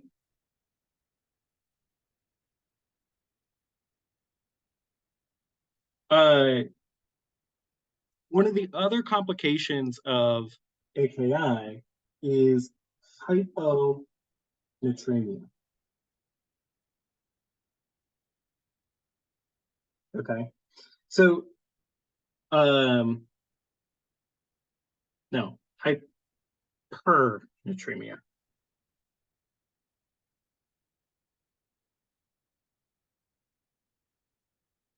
Too much sodium.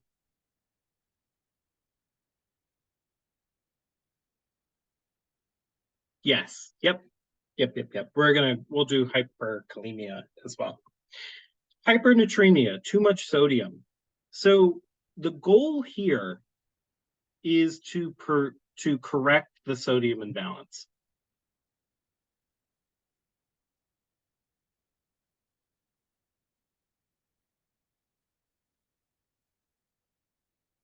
Usually the kidney plays a very, very, very big role in the what's it called? The regulation of sodium, which also regulates the amount of water that is in the urine and in the body as well. So sometimes what can happen is the body starts clinging on to this excess sodium. So the goal is to correct the sodium imbalance by preventing reabsorption.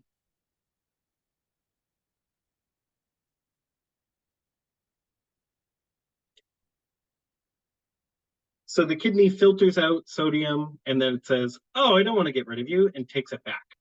So our goal is to administer drugs that help get rid of sodium. This is primarily going to be done with a loop diuretic. So again, Lasix, or also known as furosemide. The other possibility, if for whatever reason they can't do furosemide or it's not working, is a thiazide diuretic. This would be something like hydrochlorothiazide, something along that lines.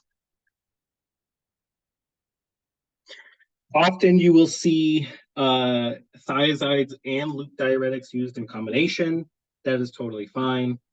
But if what we are essentially looking for here is a response, and if there is not a response, you can either increase the dose or give two of them at the same time. Use furosemide and hydrochlorothiazide at the same time. Any questions about that guy?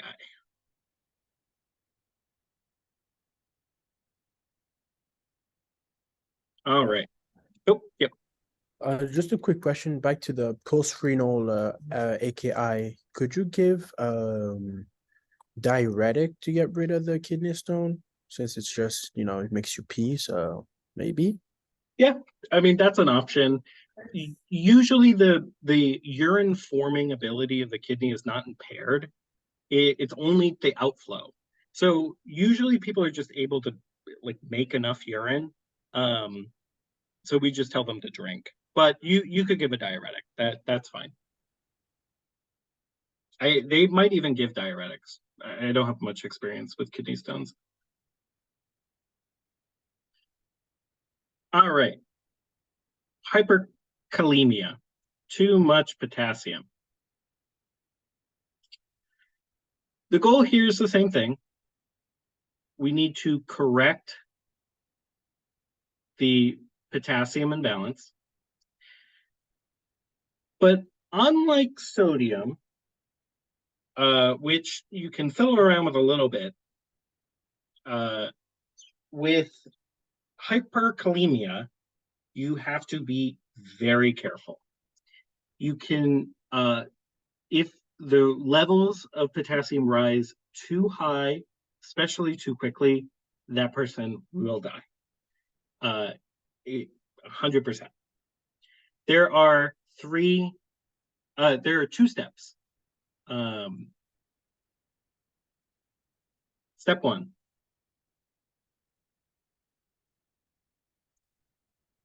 Calcium gluconate, 1 gram What milligram? Milligram? I think it's 1 gram. Yeah. 1 gram. IV. Or what's the other one?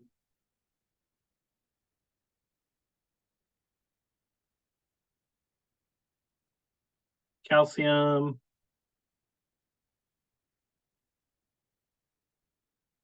Yeah. The other one is calcium chloride. But calcium gluconate is the big one. Does anybody know why we use calcium gluconate?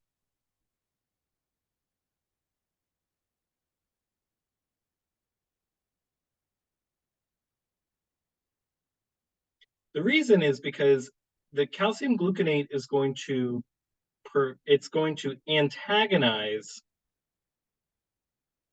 potassium on the heart.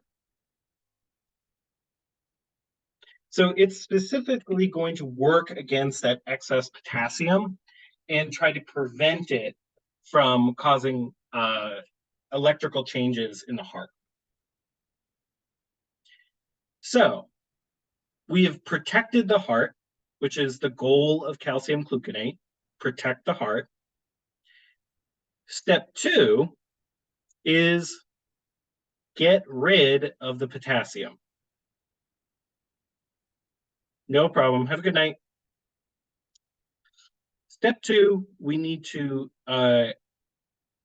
really there's 2 options here. The quick version, which is what you will do in every patient who has hyperkalemia, is we are going to give rapid-acting insulin.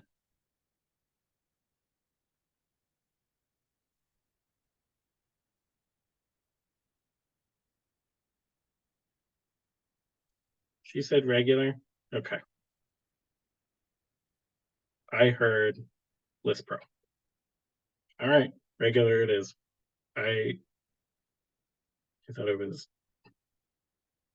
Okay. Why do we give insulin?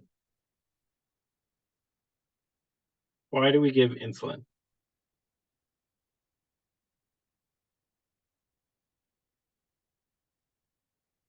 Yeah, this is going to move potassium inside the cell. So on all cells, we have something called the glucose potassium ATPase. No, the GLUT2 receptor, GLUT2. What GLUT2 does is it takes glucose, GLUT2,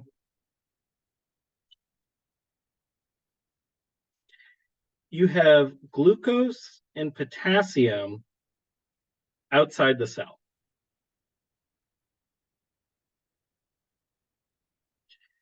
When insulin comes in, it activates the GLUT2 receptor, which will move glucose and a potassium molecule inside the cell. Right? So the goal here is to get the potassium back inside the cell, so that way it's not going near the heart. The use of insulin is to use the co-transporter for GLUT2. GLUT2, I think it's either that or the insulin-dependent glucose potassium ATPase. I can't remember, but I'm pretty sure it's GLUT2. I could just be making up a name. I don't remember. I'll look. So this is the quick way of getting rid of it. But what happens if someone is at risk of what happens if someone is still at risk of their potassium, or it's not trending downwards as quickly as we want? What we're going to do is not a late, better way of saying this is slow. The slower way is to use K-exalate.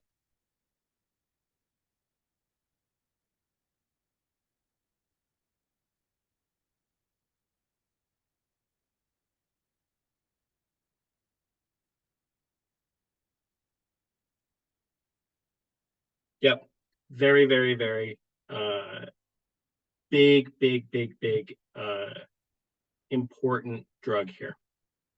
Make sure you know these. Zirconium. Okay. This is zirconium version now? I don't know that. Oh, yes. Yes. So for the mechanism here, what we are doing is using a resin exchange system.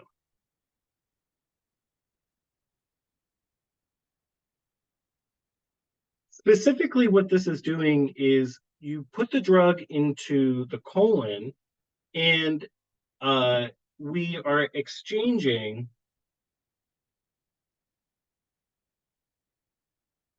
sodium for potassium in the colon.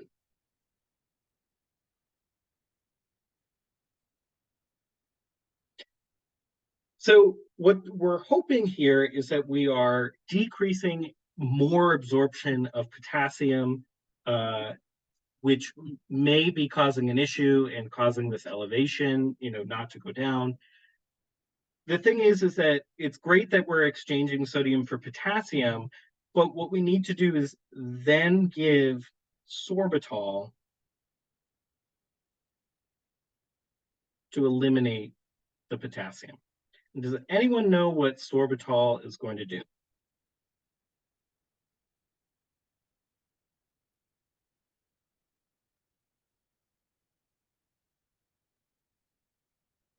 Diarrhea. Sorbitol is artificial sugar. Sodium zirconium cyclosilicate, or Lokelma. Oh, I did know about Lokelma. Okay, yes. Lokelma. Of course.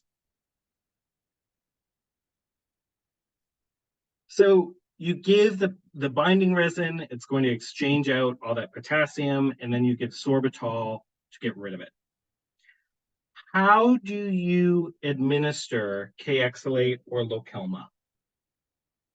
Very important point here. Nope. Not oral.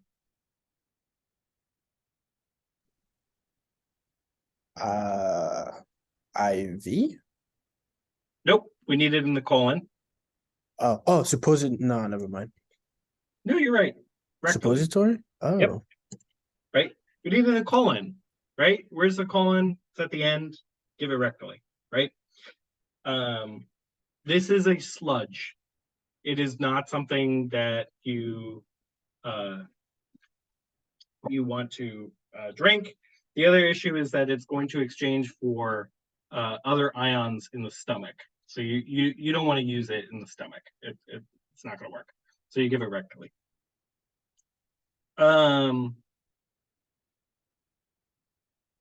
What happens if you go through all of these steps and nothing works?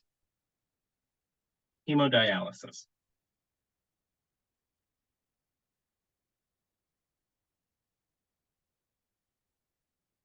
So you hook someone up to a dialysis machine, it cycles their blood, takes out the excess potassium, bish bash bosh, you're good. Giant bags, big bags, huge bags. Important thing to note here is, once again, what is the reason for why we're using calcium gluconate? Does anybody remember what I said? To open the channel? No, protect That's the the heart. insulin. Yeah, right. The reason here is to protect the heart. Right. Protect the heart.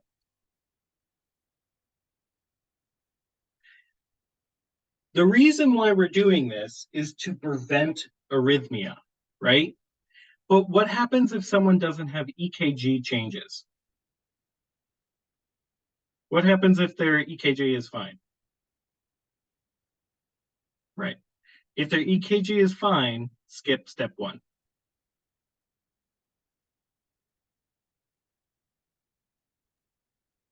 So if the EKG is fine, we can just go straight to either give them Sorry, step 2. Step 2. Got it. Yeah, baby. Okay. So you can go right to the insulin. Yep. Often, most people don't need Lokelma or K-Exolate. It's kind of for people who we give them in the insulin and their potassium levels are not going down as quickly as we want. So we think, okay, let me keep going.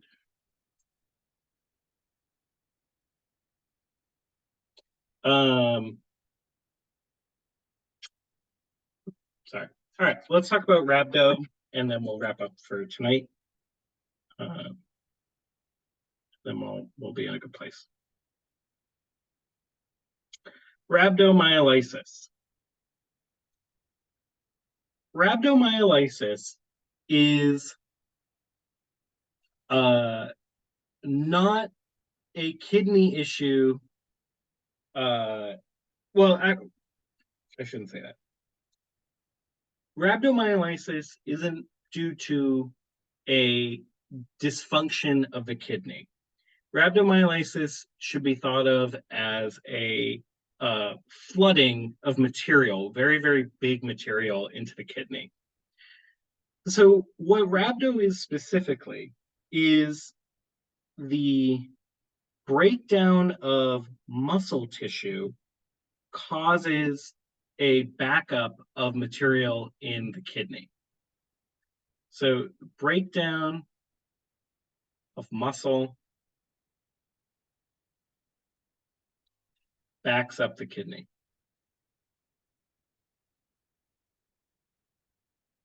So would that mean that rhabdomyolysis, is that a pre-renal, intrarenal, or post-renal complication?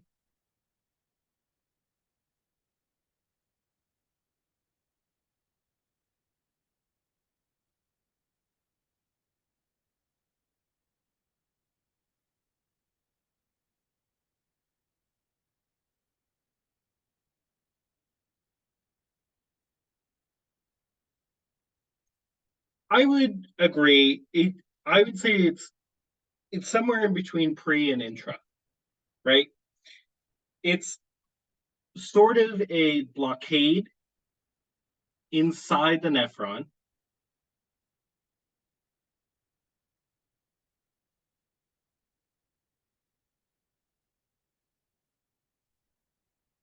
And what's important to note here is that the reason why we think of it as more intrarenal is pre-renal is all about reduced blood flow, right? Intrarenal is about we're killing the tissue or something's obstructing filtering, like the crystallization. And post-renal is about an obstruction in the bladder or the ureter. What's specifically going on with rhabdomyolysis is that you have your muscle tissue and the sarcolemmic sheath on the muscle literally gets ripped off. And then that gets shredded and sent to the kidney. And the kidney is basically said, like, you have to filter this. These massive chunks of muscle. Right.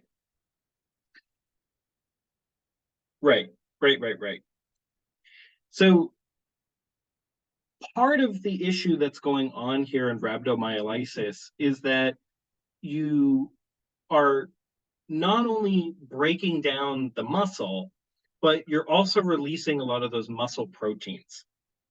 So the release of the muscle proteins, known as myoglobin, is what results in these brown granular casts.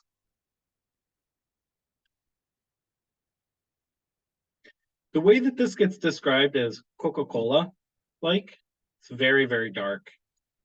Pretty gross. Not great. What else is going to get released because of the breakdown of muscle? You're going to get increased phosphate in the blood. So you're going to have phosphatemia. You're also going to have increased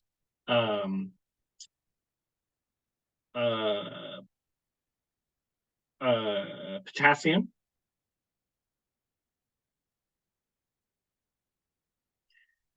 And then likewise, what also comes from muscle breakdown is reduced calcium and reduced calcium and increase uricemia. So increased uric acid.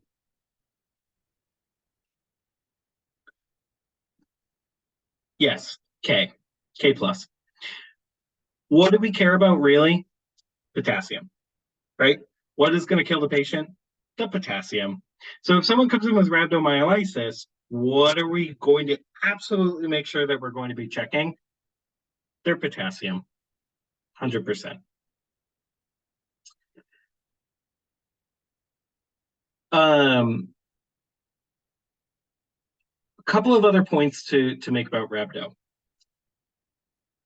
The quintessential sign of rhabdomyolysis is muscle pain, specifically in big muscles like the back or the calf is another one. Muscles that get used constantly.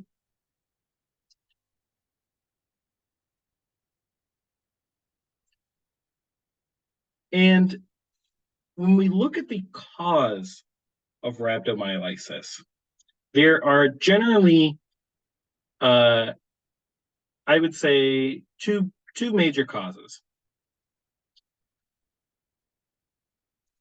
We can name one of them.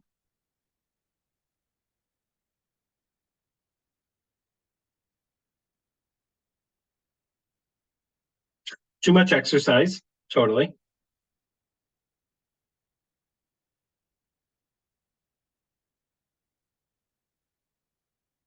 Overexertion and drugs. Specifically, what 3 drug classes can really result in rhabdo? And we should always warn our patients about.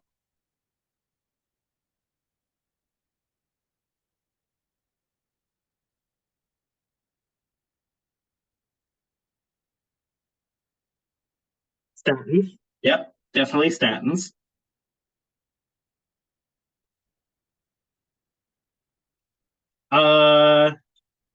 Antibiotics. Can you be more specific than antibiotic?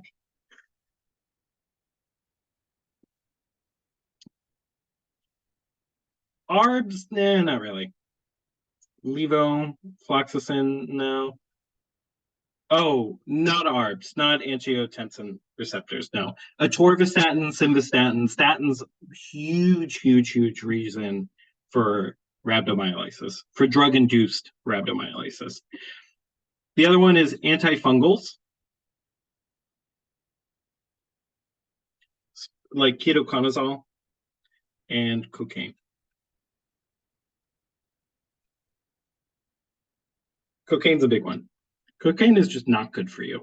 It fucks up your kidney, fucks up everything, really. So we have an intrarenal issue, right? Intrarenal. And specifically, if we have an intrarenal issue, what did we say the BUN serum creatinine ratio should be for intrarenal? 10-1? Less than 10-1. Exactly. Yes. Rhabdo is more of a specific ratio where we 5 have to a 1. 5-to-1, exactly.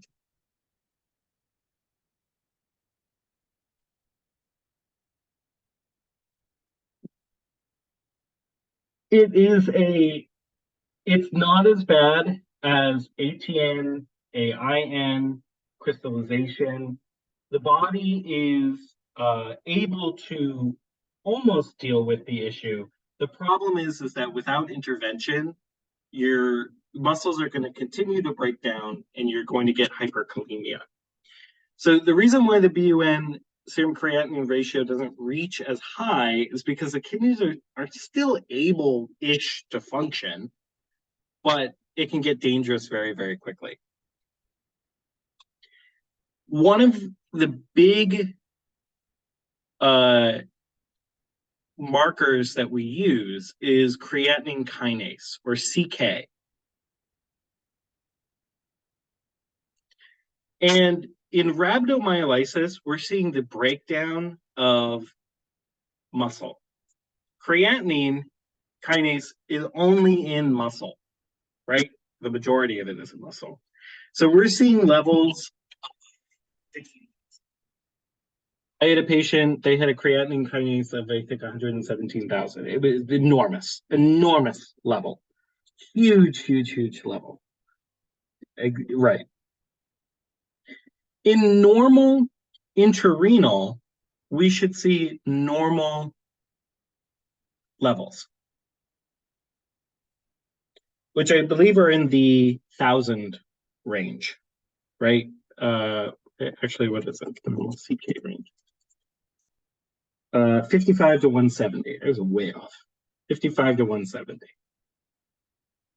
So you can see how a rhabdo case could get pretty bad pretty quickly, right? One thing that I want you to bear in mind about using creatinine kinase, okay? And why it's just because someone has an elevated creatinine kinase does not always mean rhabdo. Is that people who work out consistently, they exercise daily and rigorously, will have elevated creatinine kinase.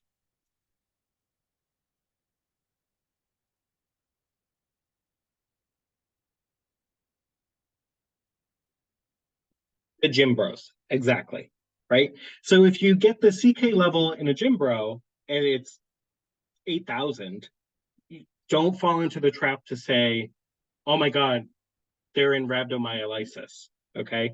What is the key to really look for any kind of AKI issue? BUN to serum creatinine. We can then use the creatinine kinase level to tell us, okay, is this an intrarenal issue or is this a rhabdo issue? Exactly. They're not rhabdo, just buff. If someone is very small and they do not work out and they have an elevated creatinine kinase, they are probably in rhabdo. Does that make sense? Any questions about that? All right. Finally, to round this off, let's talk about treatment. What are we going to do? What's our treatment for rhabdo? What's always the correct answer with these sorts of things, with kidney stuff? Oh, flush. Flush, exactly. Flush with fluids. Get that shit out of there. What else would we do?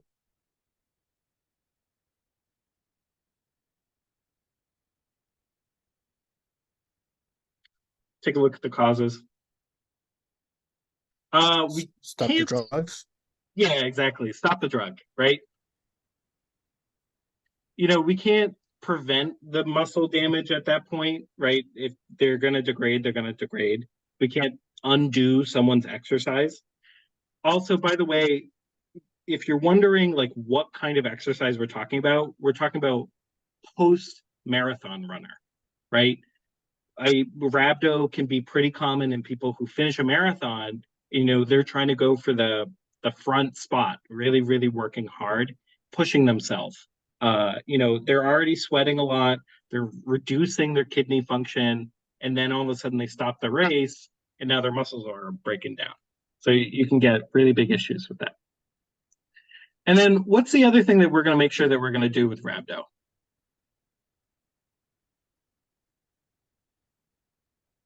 Oh, the potassium levels? Exactly. We're going to treat potassium.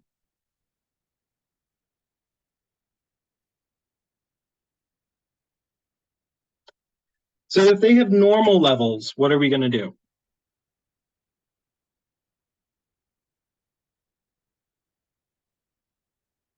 Normal potassium levels. Yeah, nothing at that time. We're going to monitor, right? We're going to do a follow-up potassium, to make sure that it's not just going to increase later on. If it's elevated, give calcium gluconate, give insulin, give K-Xylate if they need it, hemodialysis if it's too bad, right? So we'll go through the normal steps. Any questions about rhabdo?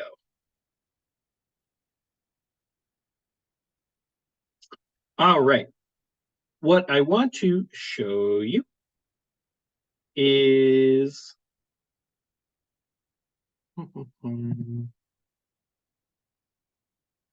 in here. Oh, by the way, if you haven't done it, make sure you do the tutoring thing. It's anonymous. I don't get, it doesn't tell me who did it.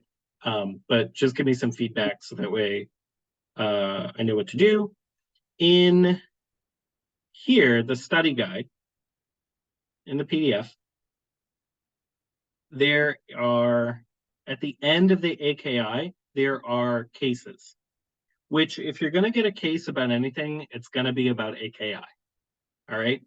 So in the fillable study guide are, I think it's 8 cases. Yeah. Then the rhabdo hit. So you can go through there, and then in the Word document for AKI, the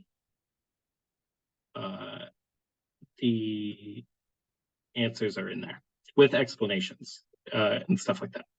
So that should give you a good indication of what to expect, and also some good practice with AKI, because like I said, if they're going to ask anything in a case, it's probably going to be AKI, just because it is so much to talk about with AKI.